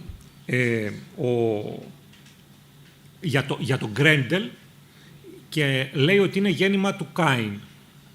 Συνδέει λοιπόν το τέρας της βόρειας παράδοσης με τη βιβλική ιστορία του Κάιν. Γιατί όλοι πιστεύουν ότι τα τέρατα και ό,τι κακό υπάρχει έχει γεννηθεί από τον πρώτο φωνιά. Λέει λοιπόν, από το σπέρμα του γεννήθηκαν όλες οι κακές φάρες. Έτσι. Και λέει, κτηνάνθρωποι και τελώνια έχω βάλει εγώ. Και δαιμόνια από αυτά που στοιχιώνουν την κόλαση. Έτσι. Τα τελώνια τώρα είναι elves. Δεν είναι ακριβώς οι elves που έχουμε εμείς στο μυαλό του Τόλκιν. Έτσι. Είναι πλάσματα τα οποία ακροβατούν ανάμεσα στο κακό και στο καλό και πολλές φορές έχουν δαιμονική όψη. Καθώς και γίγαντες, λέει, που από καιρό πολεμούν ενάντια στο Θεό. Οι κτηνάνθρωποι, λοιπόν, προσέξτε τώρα, η λέξη κτηνάνθρωποι, που αναγκαστικά τη βάζω έτσι, είναι μέσα στο αρχικό κείμενο, τη μετάφραση του Τόλκιν μιλάω, ogres. Έτσι. Η λέξη που χρησιμοποιεί το αρχαίο αγγλικό κείμενο είναι εωτένας. Εωτένας είναι οι γίγαντες της αρχαίας βόρειας παράδοσης, της παγανιστικής. Ο καθηγητής, για δικούς του λόγους, αποφάσισε να τους ονομάσει ogres. Εδώ, να τους μεταφράσει ως ogres. Τώρα, το ogre είναι μια περίεργη λέξη, η οποία συναντιέται πολύ αργότερα στα γαλλικά και από εκεί τι έχει μείνει. Σημαίνει τον ανθρωποφάγο γίγαντα, αυτόν που εμείς ονομάζουμε στα παραμύθια δράκο. Όχι με την έννοια του δράκου που πετάει, ο δράκος ο οποίος ο τερατόμορφος άνθρωπος που τρώει ανθρώπους.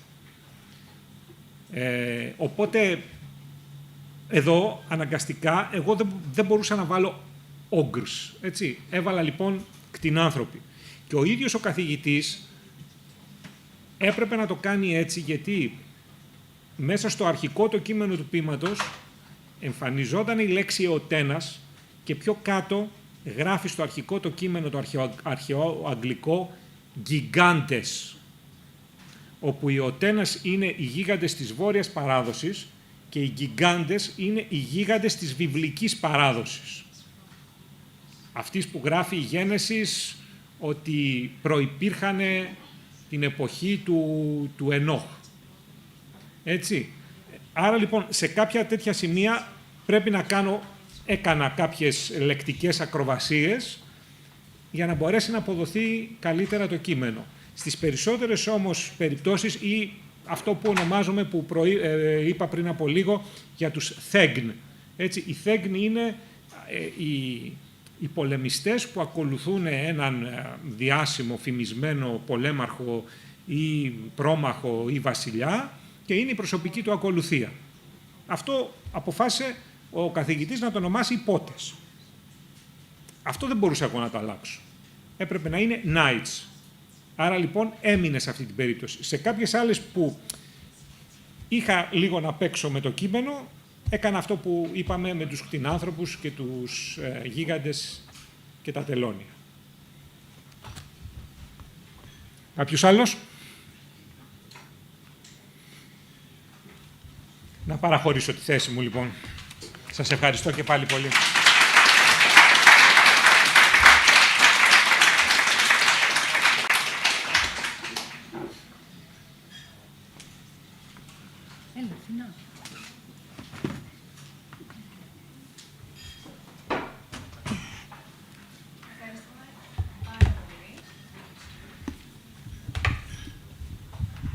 Ευχαριστούμε πάρα πολύ τον κύριο Θωμά Μαστακούρη. Υπέροχη ομιλία, υπέροχο βιβλίο, υπέροχος άνθρωπος. Και πηγαίνουμε στην υπέροχη ομιλία The Hobbits and I, My Travels in Middle-earth από τον Brian Sibley. Όσοι έχετε δει τις δύο τριλογίες και όσοι έχετε διαβάσει και αγαπάτε τα βιβλία, έχετε καταλάβει πόσο δύσκολο είναι να μεταφέρουμε ένα έργο από βιβλίο στη μεγάλη οθόνη. Ο Brian Sibley είναι ένας άνθρωπος που κάπως προσπαθεί... για αυτά που βλέπετε, αλλά... Ορίστε. Τίποτα. Ο Brian Sibley μας βρίσκει κάπου στη μέση, καθώς έχει μεταφέρει όλο το έργο του καθηγητή στην ραδιοφωνική παραγωγή The Lord of the Rings το 1981, όπου ο Ian Holm, ο κινηματογραφικός Bilbo, τότε έπαιζε το ρόλο του Frodo, και επίσης έχει μεταφέρει στο ραδιόφωνο και άλλα έργα, όπως τα χρονικά της Νάρνια. Οπότε, αν υπάρχει ένας ιδανικός άνθρωπος για να μας ξεναγήσει στη μέση γη, είναι ο Brian Sibley. Ο ίδιος είναι συγγραφέας. και ραδιοφωνικός παραγωγός. Του αρέσει πάρα πολύ η λογοτεχνία και ο κινηματογράφος του φανταστικού. Έχει πάρα πολλές ραδιοφωνικές εκπομπές, έχει πάρα πολλά αφιερώματα και ραδιοφωνικό θέατρο. Ξεκίνησε το 1976 στο BBC. Οπότε αυτός ο άνθρωπος έχει να μας πει πάρα πολλά για το έργο του. Για την ραδιοφωνική του καριέρα έχει κερδίσει και το βραβείο Sony Award. Είναι όμως και συγγραφέας, δεν κάθεται ήσυχος, έχει εκδώσει πάρα πολλά βιβλία, μεταξύ των οποίων είναι και το Maps of Middle-earth, το κείμενο του οποίου συνοδεύει ο χάρτης και οι χάρτες από τον John Howe. Επίσης, ήταν εκεί όταν γινόταν ο Άρχοντας των Δαχτυλιδιών σαν τριλογία στη μεγάλη οθόνη και έγραψε κάποια συνοδευτικά βιβλία για όλο αυτό, ενώ αργότερα ήταν πάλι εκεί όταν γινόταν το Hobbit, για να είναι σίγουρος ότι θα γίνει σωστά. Δεν ξέρω. Δώστε μας ένα λεπτάκι.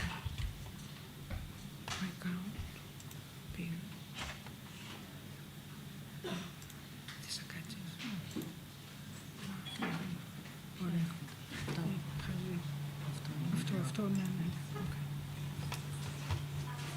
Εντάξει, όχι. Εντάξει, ναι, μια χαρά. Γιατί έχουμε μόνο να δούμε για τον ήχο. Ναι. Μισό λεπτό να μπει και ο κυριούλης μας.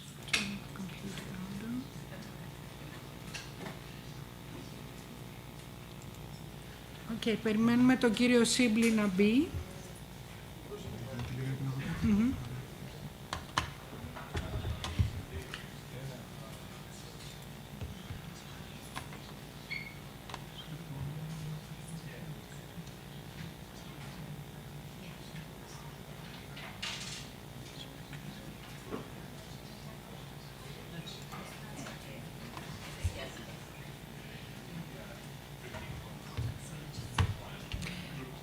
Ένα μικρό διάλειμμα μέχρι να μπορέσει να μπει και εκείνος. Participants too. Brian Sibley, admit. Who is? Να το. Hello.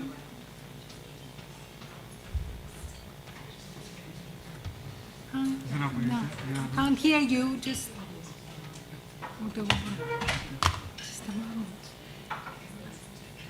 Να ανοίξω κάμερα. Ναι. Brian, just a moment. Just a moment. Για πείτε τους να μιλήσω. Can you please speak? Yes, absolutely. Fine. Now we can hear you. Now it's perfect. Thank you. Okay, good. Okay. What do we do? Are we soon starting? You can start.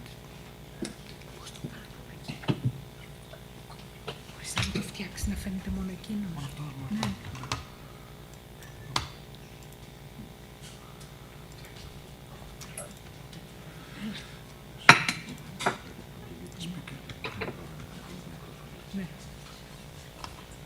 So, we're on. Go ahead. We're on. Okay. Are you introducing me, or do I just start? We have already. Ah, you have already. Yes. Well, let me share my. Everybody knows who you are and what are you going to talk about. All right. Well, if they know all that, we can go straight to questions. I'm going to share my screen now. Let's see if we can make that work. Okay.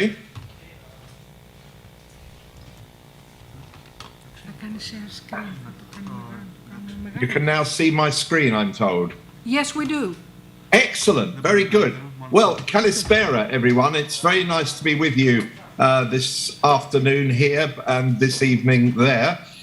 I wish I was with you in person. We will, I hope, my partner and I, in a couple of weeks' time, be on the island of Kalymnos in the Dodecanese. And we've had many happy times in Athens, so I'm sorry we're not with you in person, but it's lovely to be here virtually. I've wanted to call my presentation this evening, let's get this working here. There we are. The Hobbits and I, My Travels in Middle-earth. But it's a slightly different journey to what it might have been when I first thought of that title. But it kind of fits anyway. So if you think it is a little not quite what you expected, well, it will get there eventually. I want to introduce you to this man, J.R.R Tolkin, a man of, it has to be said, a great many achievements. He is, for example, the designer of some attractive tableware, some quite imaginative bedware. He's a jeweler. Did you know that? He's the designer of tarot decks, a toy maker, a maker of cookies, and a candlestick maker. Not to mention, of course, the purveyor of silly socks and naughty underwear. The slogan on the pair of underpants on the right says, "Speak, friend, and enter." I'll leave it to your imagination. Of course, I'm being playful when I'm saying all this, but to understand how Tolkien became associated with such enterprises as this, what we really need is what I'm going to give you now, which is a Tolkien timeline. This is a journey from a little ink to a great deal of income. And it all begins in the First Age. I'm assuming that most of you are reasonably familiar with Tolkien's life story, so we're starting in the year 1914, when he begins creating what will be eventually the imaginative world that we read of finally in the Silmarillion. The stories and the verses that make up that work, an enterprise which he intended was to be, as he put it, a new mythology for England. Much of this early creative writing, as I'm sure you know, was composed when Tolkien, who was a British Army officer serving in World War I, was recuperating in a hospital after being returned from France as an invalid. Represented on that's the man himself, and a contemporary picture of life on the front. And the image on the right is, as I'm sure many of you will be familiar with, an image from the story of the fall of Gondolin, painted by Alan Lee, and completed as a text in late 1916. It was probably during the summer of 1928 that Tolkien was augmenting his income by grading student examination papers and came across one that a student had, as he put it, mercifully left blank. And for some reason, we don't know quite why, because he never said why, he wrote on that empty sheet of paper what were to become the opening words of his first novel. "In a hole in the ground, there lived a hobbit." He set the page aside and didn't write anything further about hobbits until some while later. As he intermittently continued that story, he would read each new episode to his young children. The famous examination page was, unfortunately, of course, lost the way such things happen. I wonder what that would be worth on eBay today. C.S. Lewis, his friend, read a draft of what was called The Hobbit and was enthusiastic. Later, one of Tolkien's former students persuaded a friend who worked for the publishing house of George Allen and Unwin in London to look at the manuscript with a view to possible publication. Since it was clearly a children's book, the head of the publishing house, Stanley Unwin, asked his young son Rayner to read it and to submit a reader's report. And here's what Rayner wrote. Report on the Hobbit. Bilbo Baggins was a hobbit who lived in his hobbit hole and never went for adventures. At last Gandalf the wizard and his dwarves persuaded him to go. He had a very exciting time fighting goblins and wargs. At last they got to the Lonely Mountain. Smaug the dragon who guards it is killed, and after a terrific battle with the goblins, he returned home, rich. The book, with the help of maps, doesn't need any illustrations. It is good and should appeal to all children between the ages of 5 and 9. Rayner, of course, was 10. He was paid a fee of 1 shilling, but as he later said, it was the best shilling the firm ever spent. Despite Rayner's verdict that the book didn't need illustrations, Tolkien drew some highly stylized drawings, along with, of course, the maps that young Rayner had noted and which were essential to Tolkien. As you probably have heard, he later said, looking back across the many, many years of creating the legendarium of Middle-earth, that I wisely started with a map. I also remember that Kristoffer Tolkien commented that there was a point in later years when the map had got bigger and bigger with little bits being added on, pasted on one side, the top, the bottom, until it became, of course, the map that we are all familiar with at the back of the Lord of the Rings. There was also a dust jacket design. This is the original from the Bodleian Library. Strongly influenced by the style of William Morris, the designer who was closely associated with the influential arts and crafts movement in England. On September the 21st, 1937, George Allen and Unwin published The Hobbit in a print run of just 1,500 copies. It was a pretty modest beginning for such a now famous book. A second impression followed the next year, with an increased print run of this time 2,300 copies.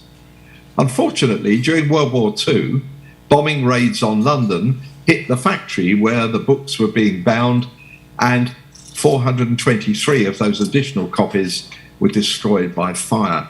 So the book today, if you can find a second edition, is quite collectible, not just because it's comparatively rare, but because it contained 4 new colour illustrations by Tolkien, including the fair valley of Rivendell. I love this picture. Many artists, of course, since have chosen to draw this great valley with this cleft in the rocks and the distant mountains beyond, and the river flowing past the buildings of Imladris just on the bank. But there's something very special about this because it is, of course, the professor's own image. Another of the illustrations was this famous drawing of the conversation with Smaug.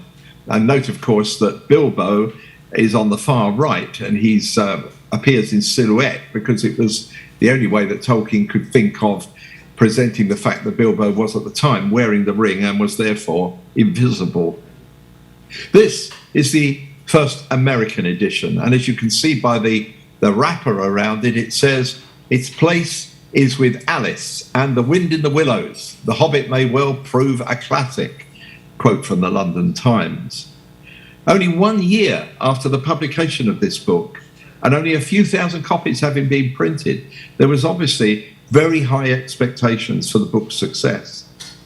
I'm going to show you now one of the worst covers of any Tolkien book that you've ever seen, if you aren't familiar with it. This is the third UK impression, which was a book club edition produced exclusively for, we have a very famous bookshop in London called Foyles, and the print run was pretty impressive actually because it had increased to 3,000 copies.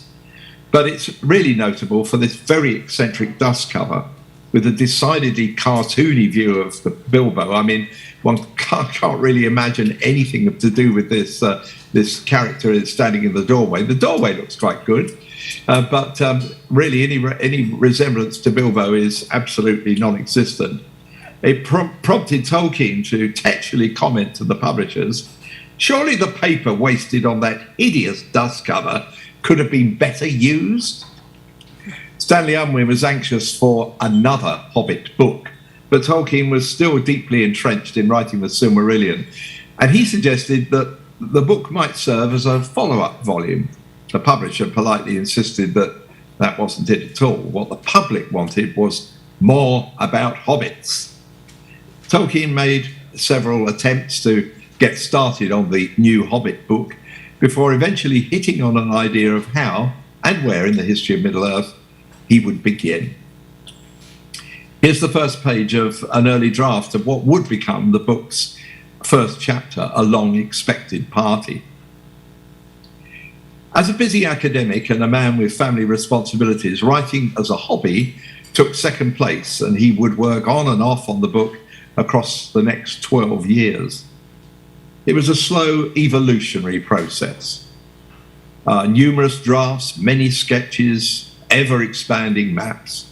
But at long last, in 1949, there was a manuscript. It ran to 9,250 pages and was titled The Lord of the Rings. In the same year, Tolkien published this, a mock-heroic medieval romance, Farmer Giles of Ham, embellished by a young illustrator, Pauline Diana Baines. the illustration by Pauline Baynes on the right is actually from a volume called Stories and Poems, and this was a special illustration created subsequently, but the dust wrapper on the left is her initial design for the book.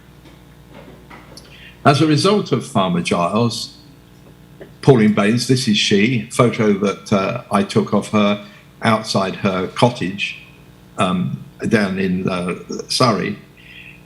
She would illustrate several other of Tolkien's books, and recommended to Lewis by Tolkien, she of course went on to illustrate The Lion, the Witch and the Wardrobe, and eventually all 7 of Lewis's Chronicles of Narnia.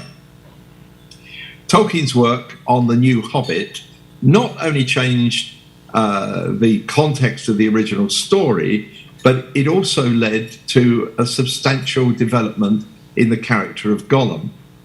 In the first edition of The Hobbit, Gollum willingly wagers his magic ring on the outcome of the famous riddle game, and he and Bilbo part amicably, actually, but this, of course, did not fit with what the author had now discovered about the origin of and the power of the One Ring. So for the book's second edition, published in 1951, Tolkien radically amended the Riddles in the Dark chapter, making Gollum more aggressive towards Bilbo and then distraught over losing his ring, in order to reflect its ability to corrupt whoever owns it. In the revised text, the encounter ends with Gollum's now famous curse, "Thief, thief, thief, Baggins, we hates it, we hates it, we hates it forever," presaging Gollum's portrayal in The Lord of the Rings, where the original version of the riddle game is now explained away as being a lie that Bilbo made up under the harmful influence of the ring, whereas in the revised version, it now contains the true account. The piece of illustration here, which is, I think, very compelling, is by an artist called Iris Complete.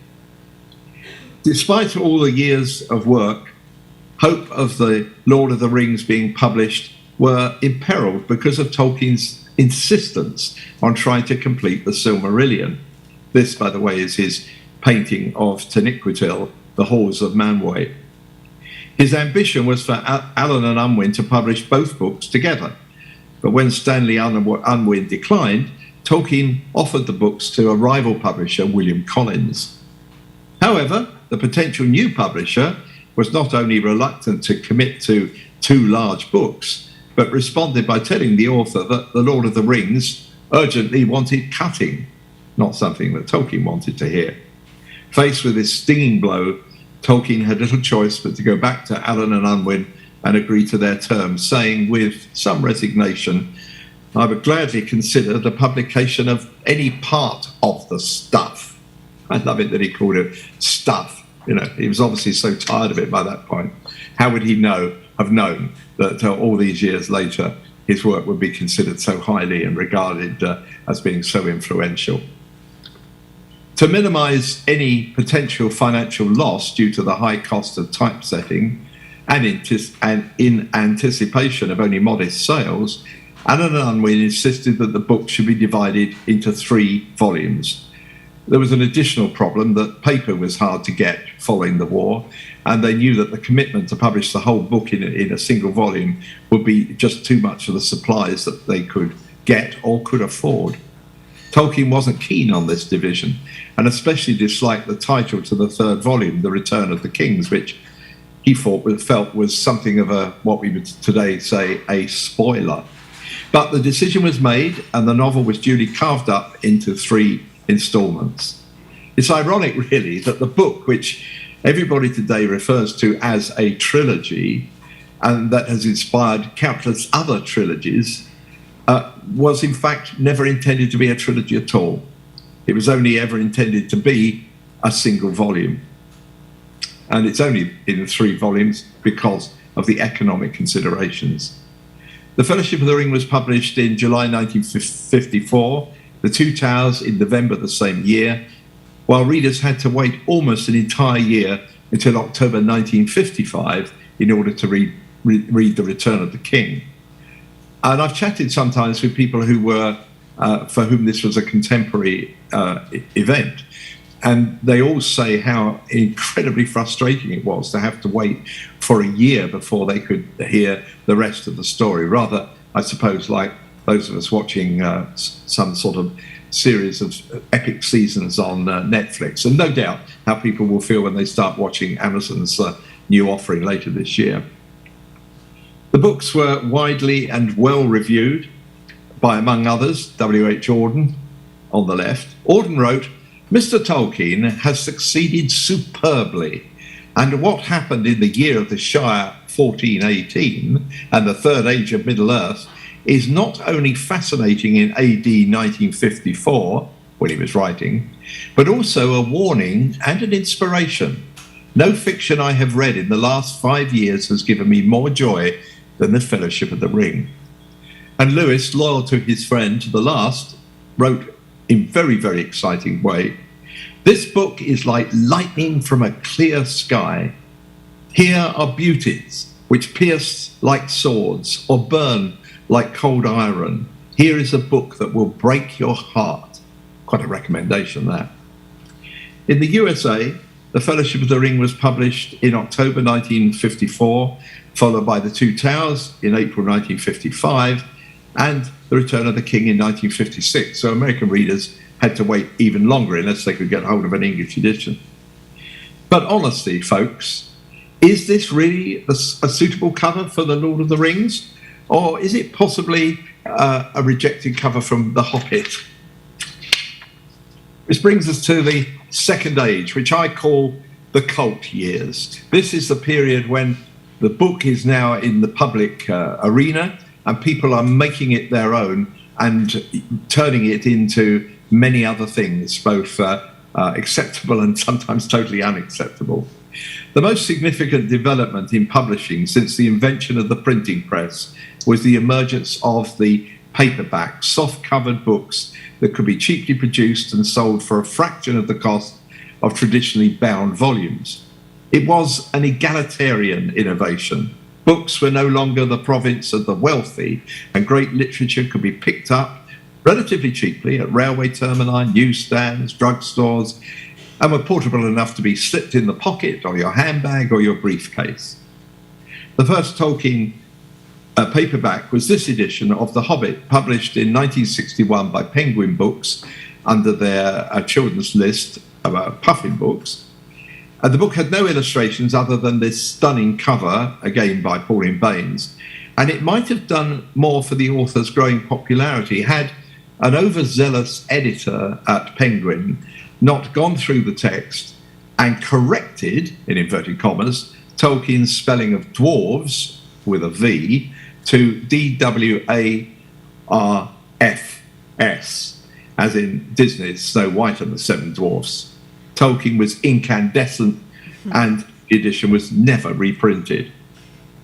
4 years later, American sci-fi and fantasy publisher Ace Books published the first ever paperback edition of Tolkien's work, featuring cover art by Jack Gaughan.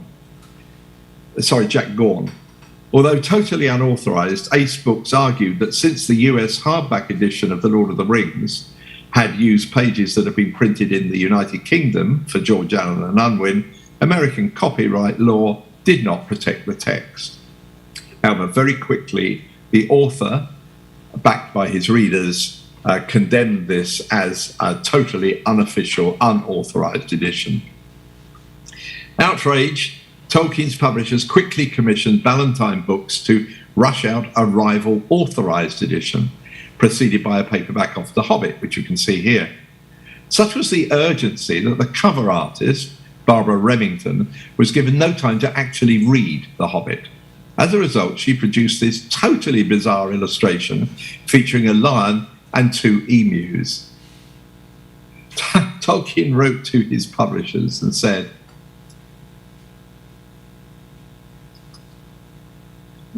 I've tried to make the screen full because I'm sure you're seeing the sidebar, which is, I don't know how to do that. No, I don't know how to do that. Must be a way of doing it. Well, anyway, I'll plow on. So Tolkien wrote to his publisher when he saw this and said, I suppose you are better judges of what is attractive to the US than I am, but I must ask about this vignette. What has it got to do with the story? Where is this place? Why a lion and an emu? And what is that thing in the foreground with pink bulbs? I do not understand how anybody who has read the tale could think such a picture would please the author. Well, for the next printing, the publisher tried to do something about it. The lion was painted out, as you can see, but the emus remained, and so did the strange tree in the foreground. Undaunted, Ballantine Books decided to produce 3 volumes of The Lord of the Rings in paperback, which, needless to say, Barbara Remington, who was again asked to do the cover, had also not had time to read. So the tree's still there, and so are the emus actually on the Fellowship of the Ring. But you can see some kind of attempt in the background to produce Hobbiton on the hill there. But really, it is a bizarre cover. Notwithstanding the appearance of such curious qualities to this picture, it's worth noting what it says on the back cover. This is a statement from the author about this American edition. This paperback edition, and no other, has been published with my consent and cooperation. Those who approve of courtesy, at least, to living authors, will purchase it and no other. And Tolkien's signature is appended. Many fans boycotted the Ace edition, and the publisher eventually agreed to pay royalties to Tolkien and let its still popular edition go out of print. This cover blurb, by the way, on the edition of Fellowship, it is interesting because it points out that this is only 10 years after the book had been published, and it's already been talked about as one of the most treasured and most widely read novels of the entire generation. Now, obviously, there's a degree of publisher's hyperbole there, but nevertheless, it does show how very, very quickly The Lord of the Rings, like The Hobbit, was taken up by readers and was embraced. Maybe not across the whole spectrum of literary appreciation, but certainly those readers who had found it. Unsurprisingly, there were more curious designs by Remington for the Two Towers and the Return of the King. The artist later confessed, and one does have to have some sympathy with her, if I'd had time to actually read the books first, which was my habit to do, she said, I'd have definitely drawn different pictures.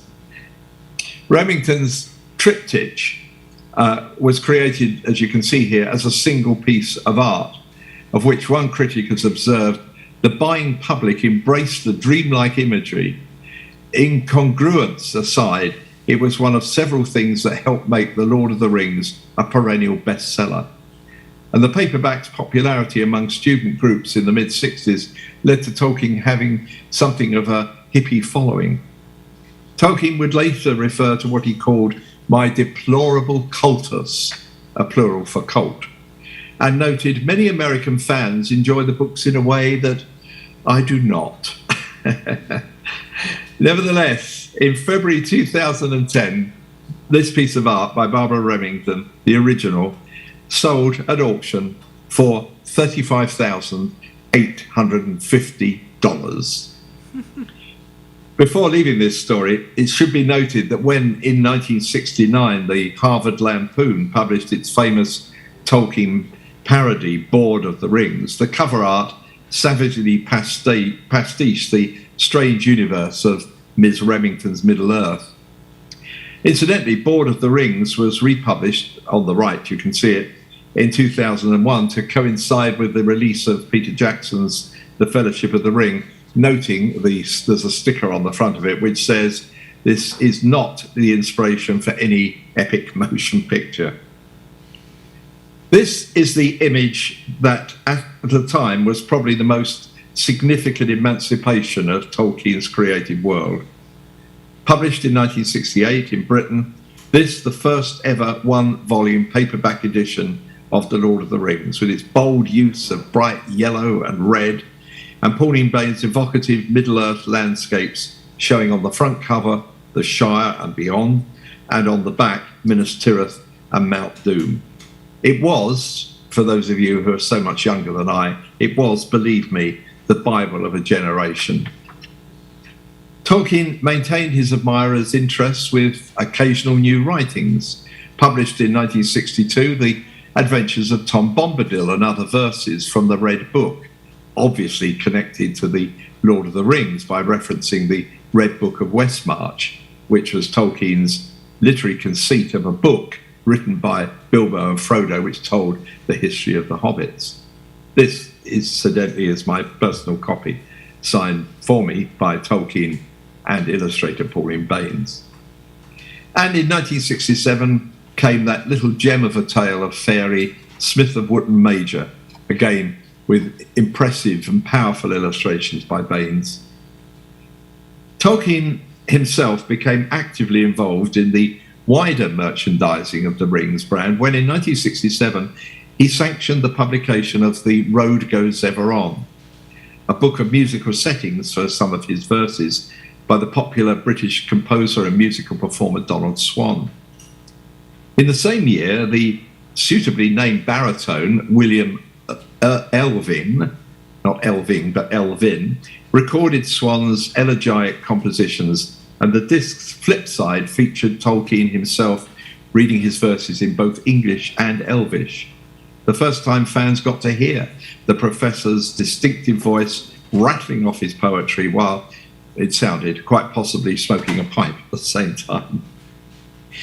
In 1955 and 56, the BBC's third programme network, this was the one that was devoted to classical music, serious drama and intellectual content, had presented a dramatic reading of the books, beginning on the 11th of November 1955 with the Fellowship, Episode 1, as it says here, The Meaning of the Ring.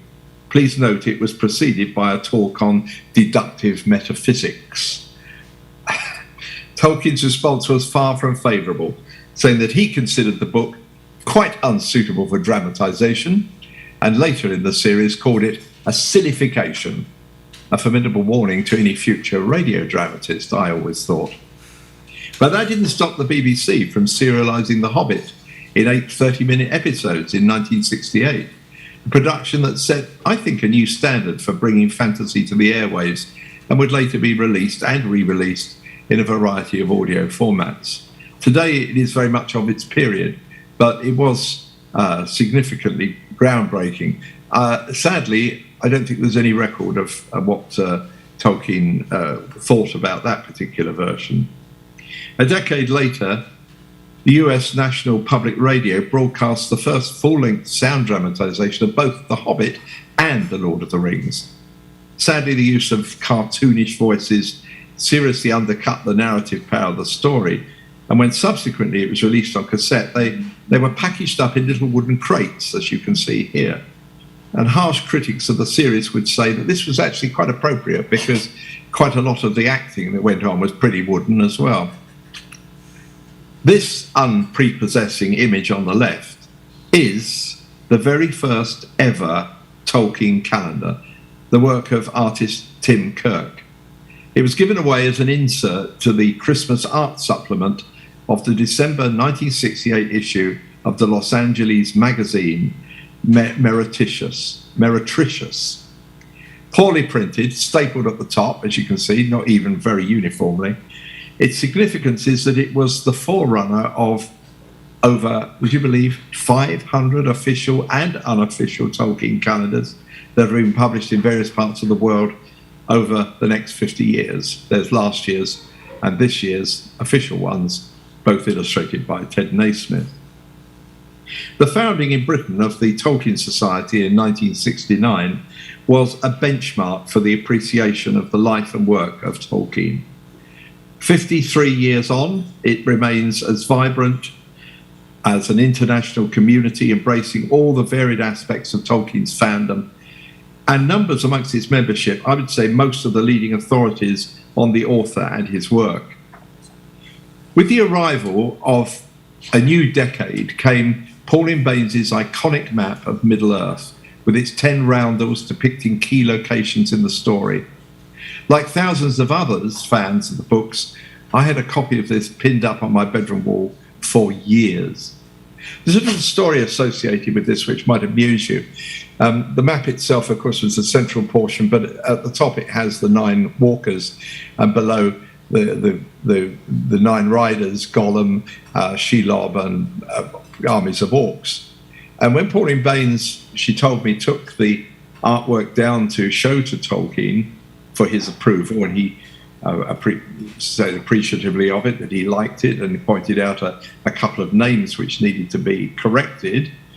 And he then called into the kitchen and asked his wife, Edith, to come in and have a look. Come and look what Pauline's done, said Tolkien. So Edith Tolkien came out of the kitchen where she was preparing tea and looked at the poster, and she looked down at the bottom right-hand corner and said in a rather surprised voice, "Oh, what a horrible spider." And Pauline Baynes always said that she kind of got from this the impression that maybe Edith had never got to the chapter about Shelob's lair in The Lord of the Rings. I'm not sure whether it's true or not, but it's a nice story. The times, they were a-changing, and one sign of things to come was the musical success story that was Sagan om Ringen, a 1970 instrumental progressive rock album by the Swedish musician Bo Hansson. The record's subsequent release 2 years later in the UK as music inspired by Lord of the Rings, and with that quite stunning at the time cover, was but a prelude to dozens of recordings by other musicians playing homage to the stories of Middle-earth. Then, on the 2nd of September 1973, J.R.R. Tolkien died at the age of 81, which takes us to the third age, life after death. A new era of Tolkien knowledge and appreciation began in February 1977 with the publication of an authorized biography of the respected writer and broadcaster Humphrey Carpenter. There was an affectionate portrait of the professor that gave admirers, such as myself, a completely fresh, previously unknown insight into the man and his life. A number of other biographies, of course, have followed since, as some of them there on the right. But several of them are excellent. But Carpenter's book remains, I think, and always will be, a landmark volume. A few months later, in September 1977, 4 years to the month after Tolkien's death, saw the long-awaited publication of The Silmarillion, as edited by the author's son, Kristoffer Tolkien. The book was harshly reviewed, basically, I think, for not being another Lord of the Rings. But it topped the New York Times bestseller list for 23 weeks and was, for eager fans, a path to greater discovery of the mythology and the history of Middle-earth. It was, for Kristoffer Tolkien, the beginning of a career which he had totally unexpected having to take on.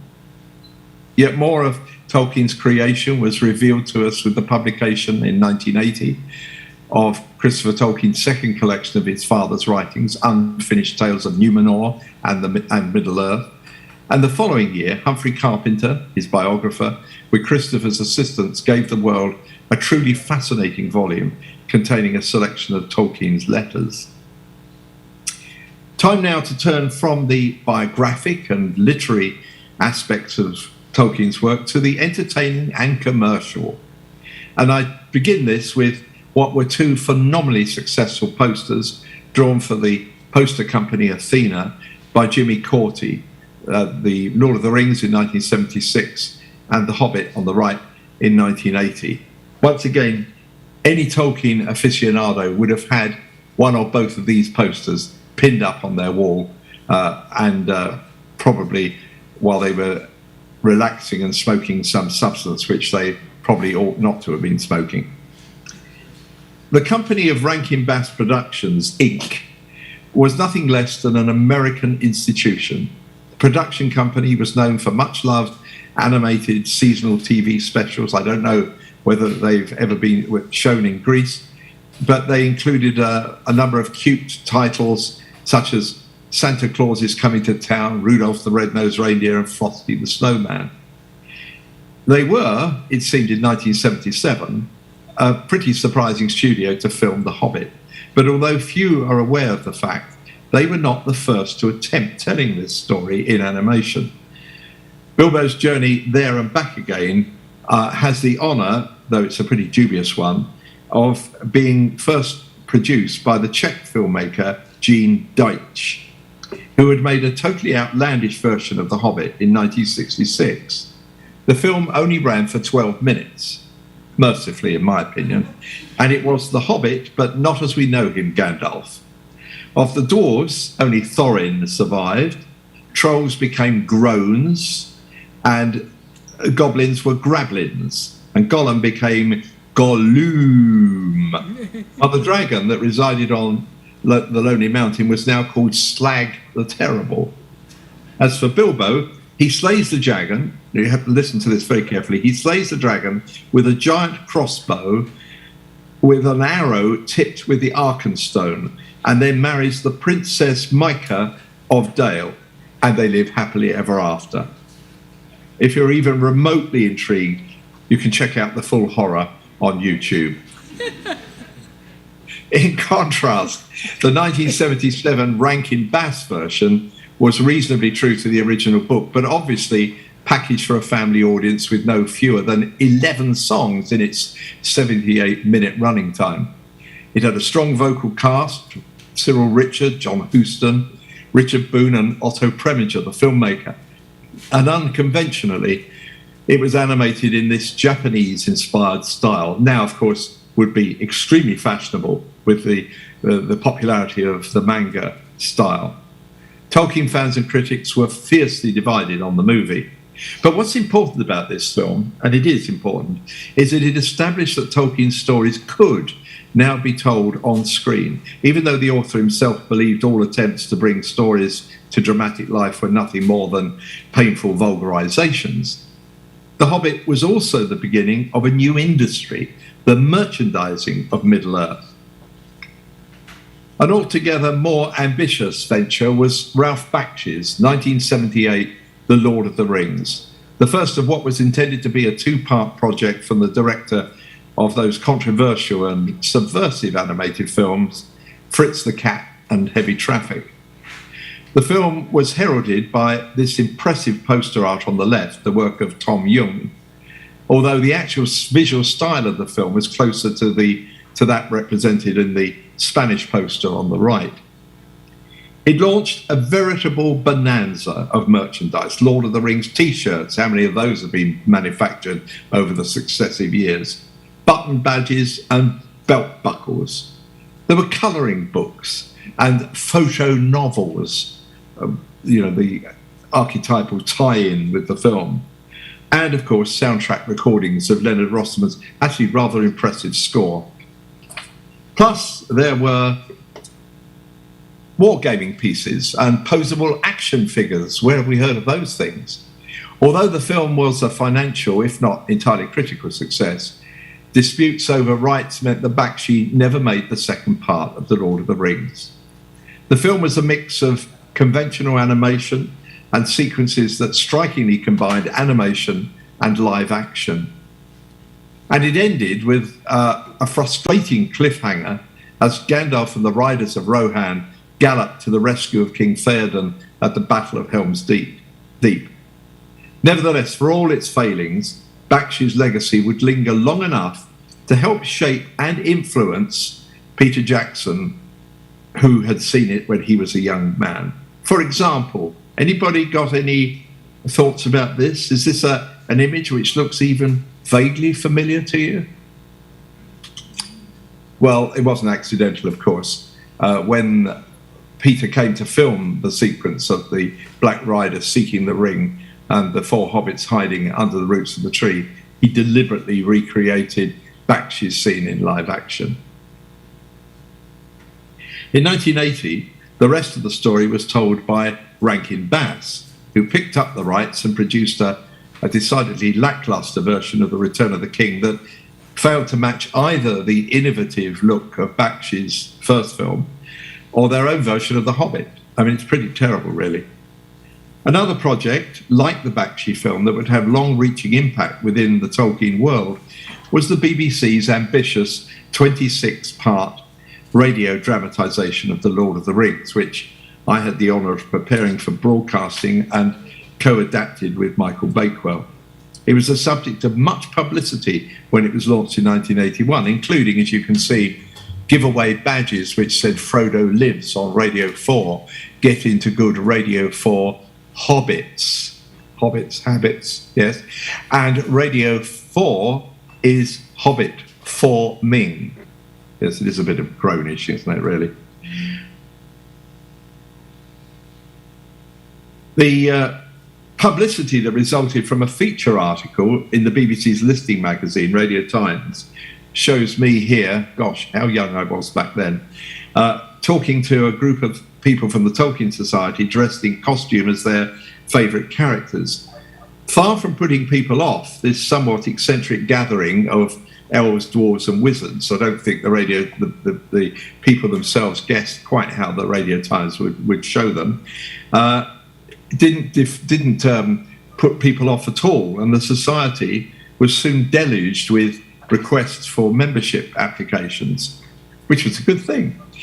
The BBC series featured well-known British stars and character actors, with Frodo being played by Ian Holm, who would, of course, later get the opportunity to portray another member of the Baggins family. I have to say, immodestly, since it was largely my own work, it has become and remains having a cult status, and across 4 decades now, it's been repeatedly repackaged for commercial consumption. I was much criticised at the time for cutting Tom Bombadil from the dramatisation in order to make the story fit within the 13 hours.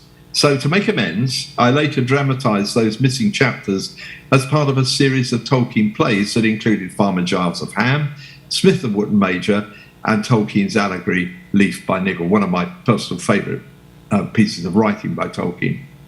I called the series Tales from the Perilous Realm, a title which was subsequently, and I have to say, shamelessly borrowed by Tolkien's publishers. On the various cassette and CD versions, the central one there in the front reminds me of that ancient symbol which depicts a dragon or a serpent eating its own tail. Originating in ancient Egyptian iconography, the symbol is said to represent circularity, infinity, or wholeness. But in the case of the Tolkien industry, it could just as easily be interpreted as representing something that just keeps on eating and re-eating itself. Nevertheless, the radio series was of huge importance to my personal career and resulted in my making many more Tolkien connections and associations. From the beginning, maps were a vital part of Tolkien's creative scheme. For him, it was literally the ground plan for the whole book. For the reader, a map in a novel automatically distances it from the fictional, and in a complex plotted work like The Lord of the Rings, it acts as a navigation point. I always think that would Treasure Island be quite as powerful a read as it is if it didn't have that wonderful map of Treasure Island at the beginning of the book? And the same could be said of Wind in the Willows or The World of Winnie the Pooh.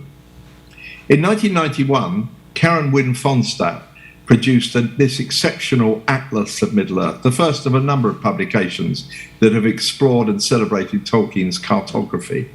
Fonstadt not only provided detailed maps of the various regions of Middle-earth, but also supplied plans of cities and structures, as here in her drawing of Helm's Deep on the right.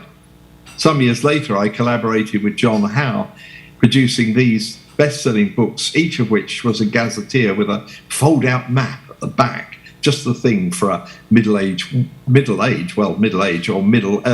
walking holiday. Another milestone, the first illustrated edition of The Lord of the Rings was published around this time, with art by Alan Lee.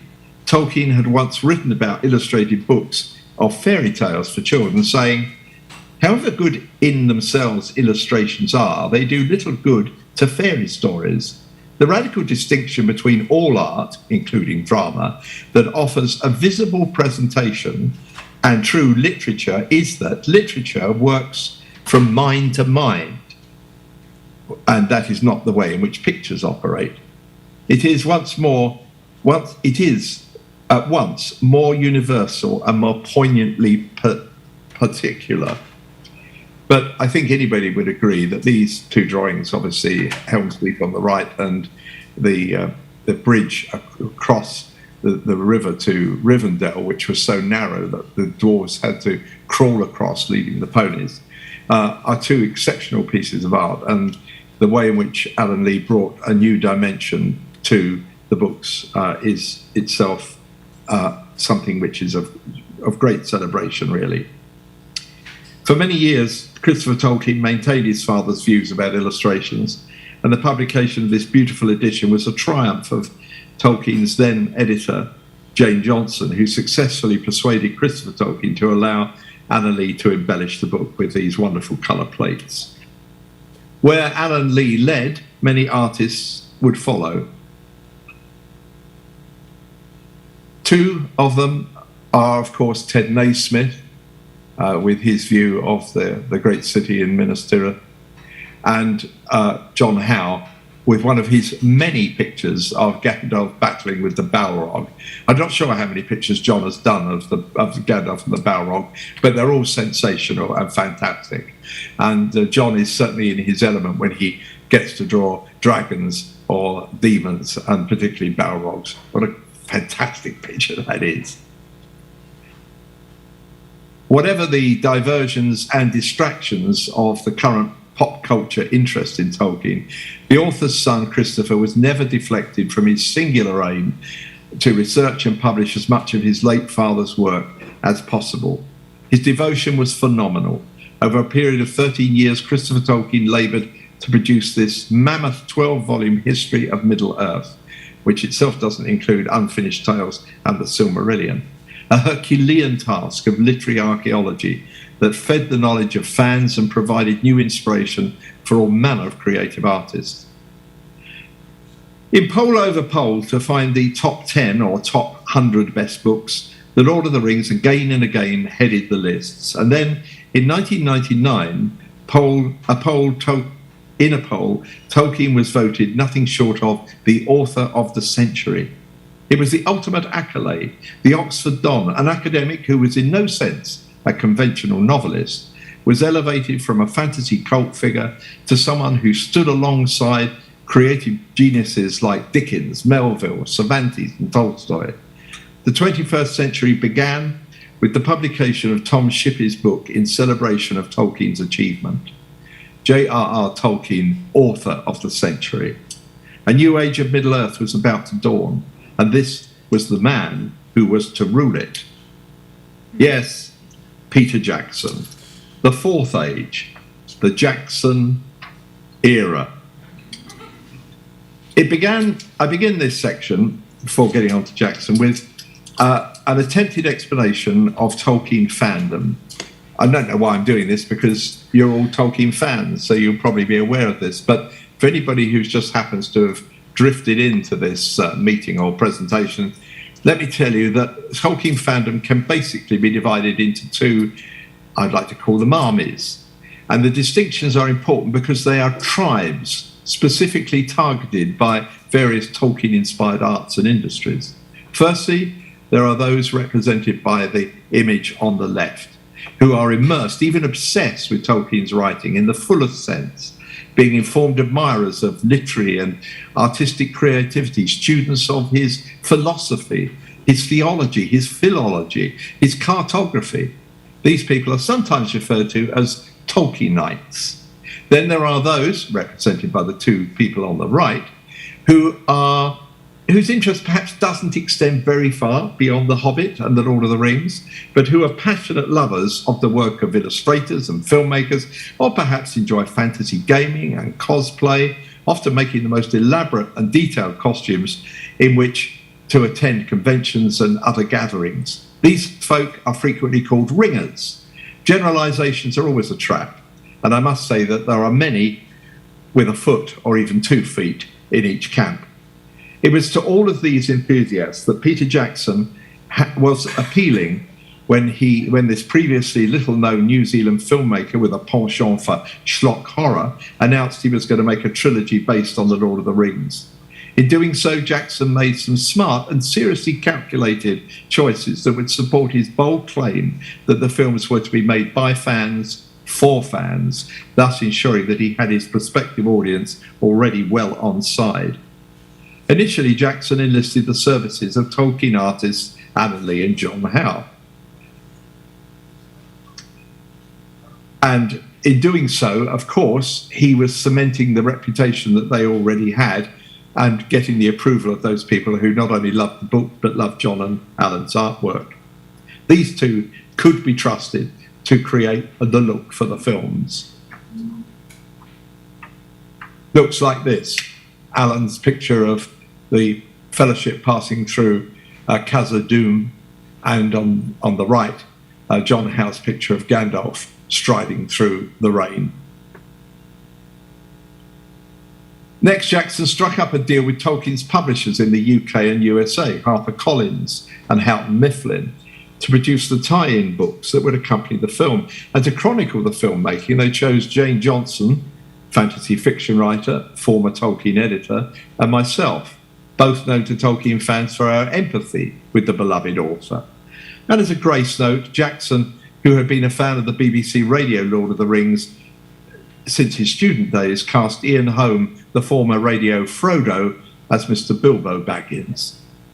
By the way, the production team issued sets of the BBC's 13-hour radio drama to the British and American actors heading off on their long-haul flights to New Zealand, with the suggestion that listening to the audio drama would be a lot quicker than trying to read the book. Some might say that Jackson's script owed more than a passing acquaintance with the radio version, but of course I couldn't possibly comment. Jackson's other stroke of pure genius was the way in which he responded to the hordes of fans who, from the very first day of shooting, began stalking the production in an attempt to get news and photographs of location filming. These fans had set up a website called theonering.net, and the strapline, forged by fans for fans of J.R.R. Tolkien, swiftly became the worldwide focus for those wanting news from New Zealand's Middle-earth. Jackson could have entered into a security war with these ringer spies, as they were known.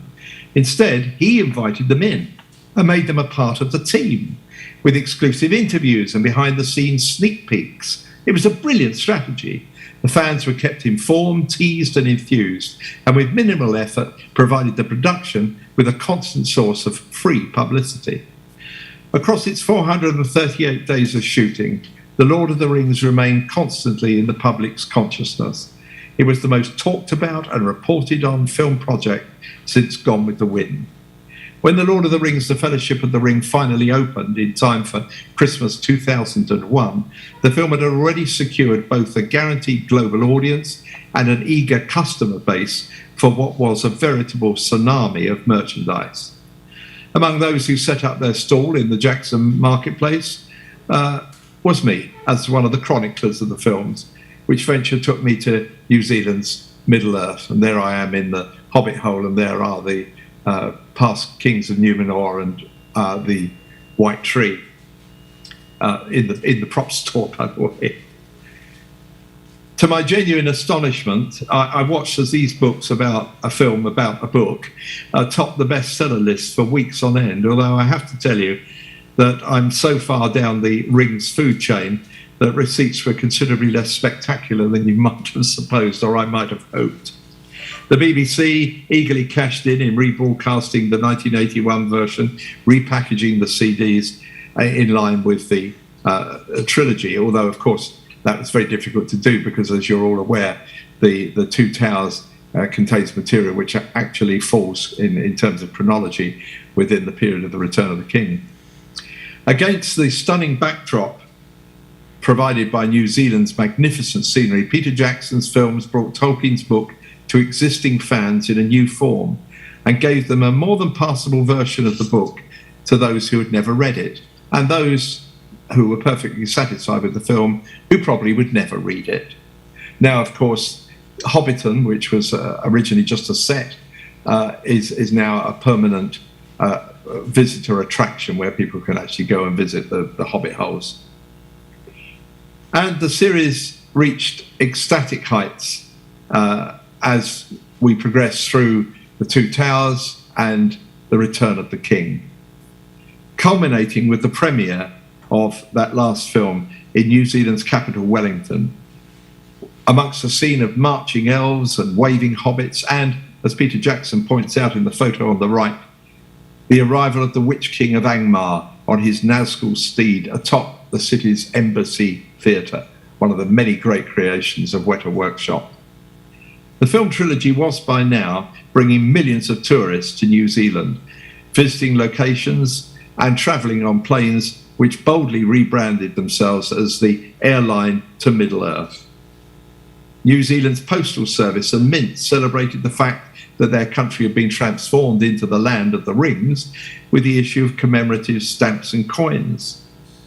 The Lord of the Rings made a great deal of money from things like such as books, but you can't imagine just how many, or perhaps you can, how many things were to bear the logo of this project, from Arwen's Even Star bracelet, just yours for only $145.90, to a set of Pez candy dispensers for considerably less. Weta Workshop, who created all the models, of course, and the armour and the weaponry, produced a line of high-end collector figures. There were more sets of videos and Blu-rays, regular editions and director's cut extended editions, and CD recordings of Howard Shore's memorable score. It was possible to refight the War of the Rings on your Xbox now. Or you could battle it out on the checkerboard of a Lord of the Rings chess set. Or perhaps, if you were particularly clever, on a less conventional three-way chessboard with the armies of Gondor and Rohan pitched against the dark forces of Mordor. There were exclusive Rings versions of such well-known board games as Monopoly and Risk. There were a variety of options for tabletop wargamers, the obviously cheaper choice of plastic warriors, like here, or the more costly, labour-intensive hand-painted kinds. Or you could just rebuild Middle-earth in Lego. As the ultimate purchase, you could buy for yourself your very own One Ring, as carried into Mordor by Frodo Baggins. Or you could even purchase 2 One Rings. Now, if only Sauron had thought of that, he wouldn't have had to go through all that hassle when he lost the first one.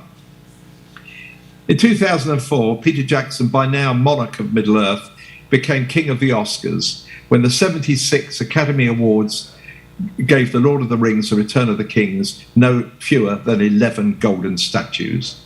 Jackson's life and career became the subject of 2 biographies, one authorised version by me and one unauthorised version not by me.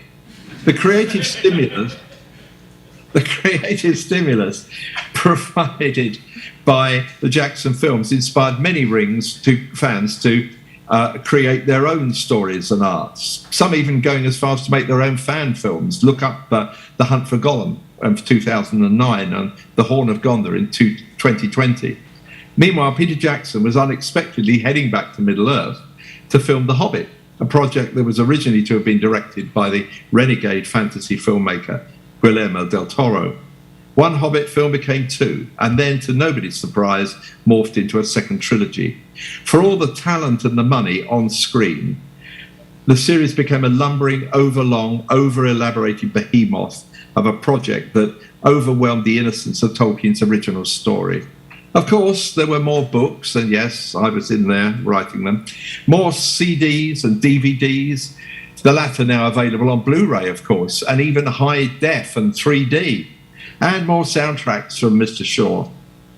New lines of merchandise flooded the stores, from replicas of Thror's map of the Lonely Mountain to your own personal magic sword of Bilbo Baggins that glows blue when danger is near. You just have to press the button, by the way. You could drink your morning coffee from a Smaug the Dragon mug that opens its eyes when hot liquid is poured in. Or you could play in the bath with a Gollum-shaped rubber duck. Or you could pop into your local amusement arcade and play the Hobbit pinball machine. And no domestic smallholding, I'm told, was complete without a hobbit hole-shaped chicken coop. It's true. And talking of hobbit holes, there's a location in northern Holland where you can book the family in for a hobbit hole holiday for just $89.96 a night. Aside from the movie spin-offs, there have been an increased proliferation of notable scholarly books by Wayne Hammond and Christina Scull, along with John Ratcliffe's books on the history of Middle-earth, the history of the Hobbit, and Tom Shippey's The Road to Middle-earth. John Garth's excellent Tolkien and the Great War and the Worlds of J.R.R. Tolkien, and Catherine McElwain's Tolkien, the Master of Middle-earth, written to accompany a major touring exhibition from Oxford's Bodleian Library. And all the time, the indefatigable Alan Lee and John Howe have been producing more books devoted to their Tolkien art. And there's exciting new art emerging, presenting the characters of Middle-earth as we may not have seen them before. Here, of course, by my fellow speaker at this event, Jay Johnston. This brings us to the end of an era, because in January 2020, at the age of 95, Kristoffer Tolkien died, finally putting down his labour of so many years. A memorial book of essays in tribute to Kristoffer, The Great Tales Never End, is to be published next month. Contributors include John Garth, Wayne and Christina, Carl Hostetter, Tom Shippey, and myself. Then, in March this year, aged 92, Priscilla Tolkien died, the last of Tolkien's children, the last direct link with the professor himself. These significant departures bring us to, as you absolutely are aware, the dawn of a new era. It began in 2019 with this map of Middle-earth and, which had not been on a map, Tolkien-approved map before, the lost island of Numenor. How do we know where it was in relation to Middle-earth? Well, there you are. That was a question made by John Howe, who's working on the film, and as an early teaser image for Amazon's closely guarded project destined to be the new Tolkien thing, The Lord of the Rings, The Rings of Power. And since then, we have been drip-fed more morsels of information, like, for instance, the names of the actors, but at the time, not the roles that they were playing. Now we know rather more, and we certainly know what this project isn't. It is not a remake of the Jackson trilogy. The only material available to these new filmmakers is the content of Tolkien's Appendix B to The Lord of the Rings, The Tale of the Years. A handful of pages of dates and events relating to the history of the Second Age of Middle-earth, a period spanning, of course, 3,441 years. It may be a challenge to make this series accessible and want-to-watch event, since few, other than die-hard fans, are aware of the appendices. But there is, of course, also a minefield of legal caveats to be navigated.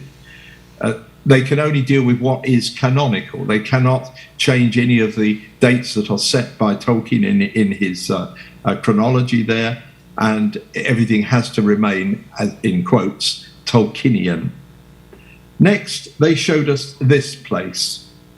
But is it the Second Age or is it the First Age? And who is that figure in the foreground? And then a few weeks back, they showed us a whole lot of hands. But whose hands are they? Well, this one, it appears, is Galadriel's, and this one we now know is that of Gil-galad, the Elven King. But who do these hands belong to? And, excuse me, but who the heck is this apparently female dwarf? And why doesn't she have a beard? She is, we're told, the dwarven princess Disa, or Dissa, although her name doesn't seem to appear, I've looked, in Appendix B. Anyway, obviously we're all desperate to discover how this new chapter in the commercial journey of Tolkien's Middle-earth will turn out, and what happens when Elrond meets Galadriel. And it's not long to wait. September the 2nd will be here before we know it. So off we go again, and all one can say is, the road goes ever on and on, down from the door where it began.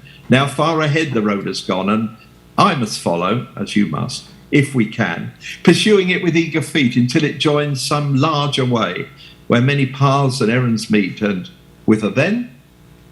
I cannot say. Thank you.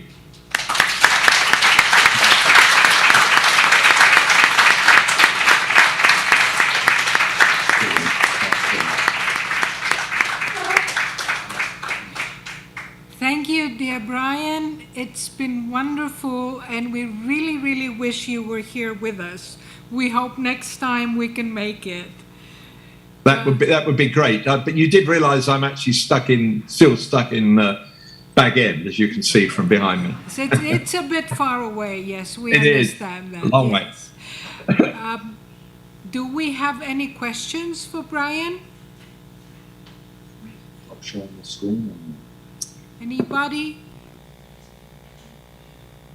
Ask him when he very first met Pauline Burns. Okay, Jay asks, when did you first meet Pauline Burns? Baines, sorry. I first met Pauline Baines when, actual year, I guess it was probably 1970-something. I went to... I know when it was, actually, whatever the date of that was. It was the year that the Letters of Tolkien came out. And I went to an event to mark it coming out, and she was there. And I took with me the volume of Tom Bombadil, which Tolkien had signed for me, and asked her if she would sign it. And she said, oh, no, I couldn't do that because the professors signed it, and it would spoil the book if I sign it. And I said, well, no, I want your signature as well. Anyway, we had a bit of a tussle over it. But anyway, we got on really well. And she invited me to go down and visit her with her husband, who was then still alive, in Farnham in Surrey. And I went down for the day. And that was the first of many, many trips back and forth to see her. And we worked together, not on a Tolkien thing, but we worked on a book together called The Land of Narnia, which I wrote about Lewis's Narnian books, and Tolkien. And Pauline did special pictures for it. So I knew her through to the end of her life. And my husband, David, and I were sort of regular visits down there. As I've recorded elsewhere, we had a system when we visited her, because she was always very wise. She always had two dogs, and she found life quite stressful. So if you rang up and said, could we come and see you, she'd say, oh, no, I couldn't possibly have you. The cottage is in a terrible state, and there's no food, and I'd have to get something, and we couldn't do it, and it's dusty and dirty. And so we decided in the end that we would set off in the car from London. And when we arrived almost near her, at a place called Guildford, we'd then ring and say, we're on our way down to see you, Pauline, and we've booked a table at the local pub, the local inn, and we'll see you in about 20 minutes. And that was always fine, because she didn't have time to panic about it. But she was a great character, very idiosyncratic, later quite hurt by the fact that she read, first of all, that C.S. Lewis said she couldn't draw lions, in a letter to somebody that was published, and she was quite upset about that. And then when she later heard that Tolkien himself had said that she can't draw dragons, which is rather surprising, since the first book she did for him was Farmer Giles, and he at the time liked it enough to commission her to write more. But Jay is a great authority on Pauline, so while you've got Jay there, make sure you ask him about it, because he's probably project. And indeed, I've just been reminded by my husband that one of her last projects, one of the last things she worked on was illustrating a storybook of mine, and Jay last year, I think, published it for us. So we finally got that project into print. So thanks for that, Jay, and enjoy yourself tomorrow. Jay was kind to bring a copy along, which we'll have tomorrow at his presentation for people to look at. It's beautiful. Good. I hope you enjoy looking at it. Yeah. Well, thank you again very, very much for being with us. My pleasure. We'll see you soon, we hope, and enjoy your vacation in Greece. We will, and I hope everybody enjoys the rest of this time together.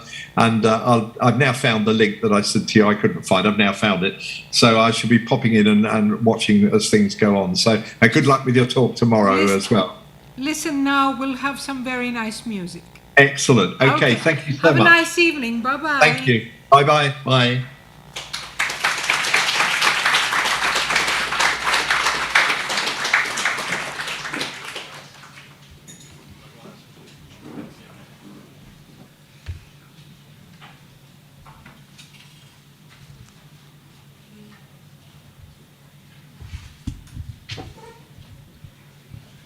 Και μετά από αυτή την πάρα πολύ ενδιαφέρουσα ομιλία, για το τέλος της βραδιάς, σήμερα, λίγη μουσική, όπως ακούσατε.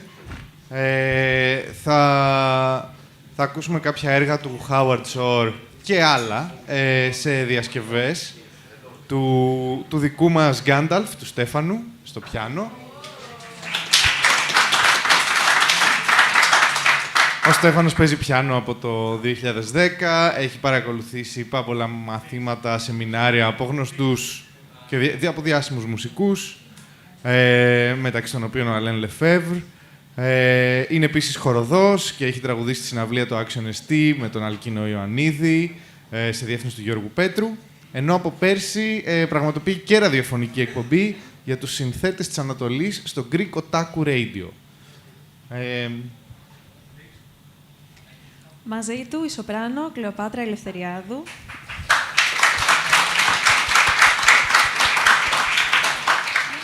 η οποία είναι εκπληκτική, ασχολείται από πάρα πολύ μικρή με τη μουσική, συμμετείχε σε διάφορες παιδικές χοροδίες και αργότερα σε χοροδίες ενηλίκων. Από το 2015 συμμετέχει και στην παιδική χοροδία της Εθνικής Λυρικής Σκηνής και έχει συμμετάσχει σε έργα όπως η Κάρμεν, το Όσκα, ο Καριοθράφτης και άλλα υπέροχα έργα. Και με το Εθνικό Οδείο έχει συμμετάσχει σε παραγωγές στο Μέγαρο Μουσικής, όπως ήταν το αφιέρωμα στον Μανώλη Καλομήρη, στον Μίκη Θοδωράκη με τη Μαρία Φαραντούρη και άλλες υπέροχες εκδηλώσεις. Έχει τραγουδήσει προς τιμή του Μπαράκ Ομπάμα και άλλων προέδρων παγκοσμίως και η επόμενη παράστασή της είναι σε πρωταγωνιστικό ρόλο στη σύγχρονη όπερα του Νίκου Ξανθούλη, το Μαγικό Βιολί, στο Μέγαρο Μουσικής. Το περιμένουμε αυτόν τον Ιούνιο με ανυπομονησία. Επίσης μαζί μας ο τενόρος Αλέξανδρος Βαλαβάνης, ο οποίος ξεκίνησε μαθήματα τραγουδιού στη Σάμο, σπούδασε μονοδία με την Ελένη Λιώνα και τη Φωτεινή Κωστοπούλου στο Εθνικό Οδείο, έχει συμμετάσχει στην Αρμονία, και στην Ιδίλη και στον Μπότσα Τσιούζα, όλα αυτά είναι χοροδιακά σχήματα στη Σάμο, ενώ αυτή την περίοδο παρακολουθεί μαθήματα με τη σοπράνο Μαρία Κατριβέση. Ας τους απολαύσουμε.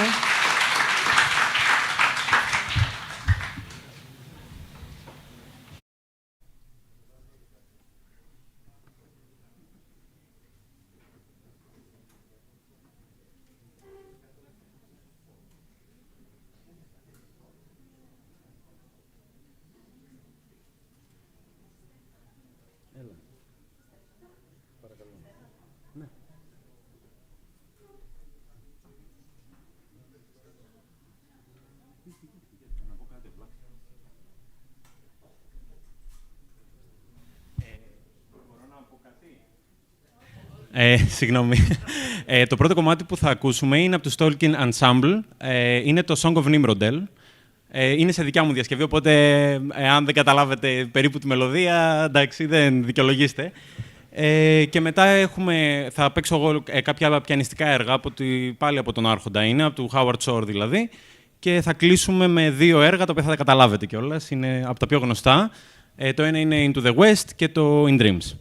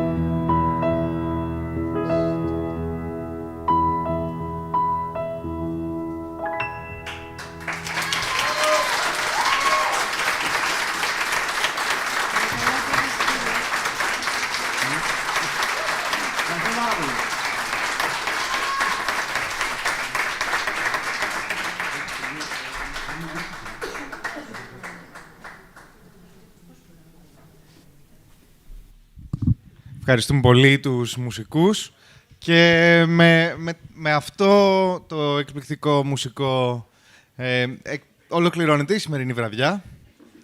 Ευχαριστούμε πολύ όλους σας που είστε εδώ και σας περιμένουμε και αύριο από τις 3 μέχρι τις 9 για ακόμη περισσότερα τολκινικές ομιλίες και θέματα. Ευχαριστούμε πολύ. Καλό σας βράδυ.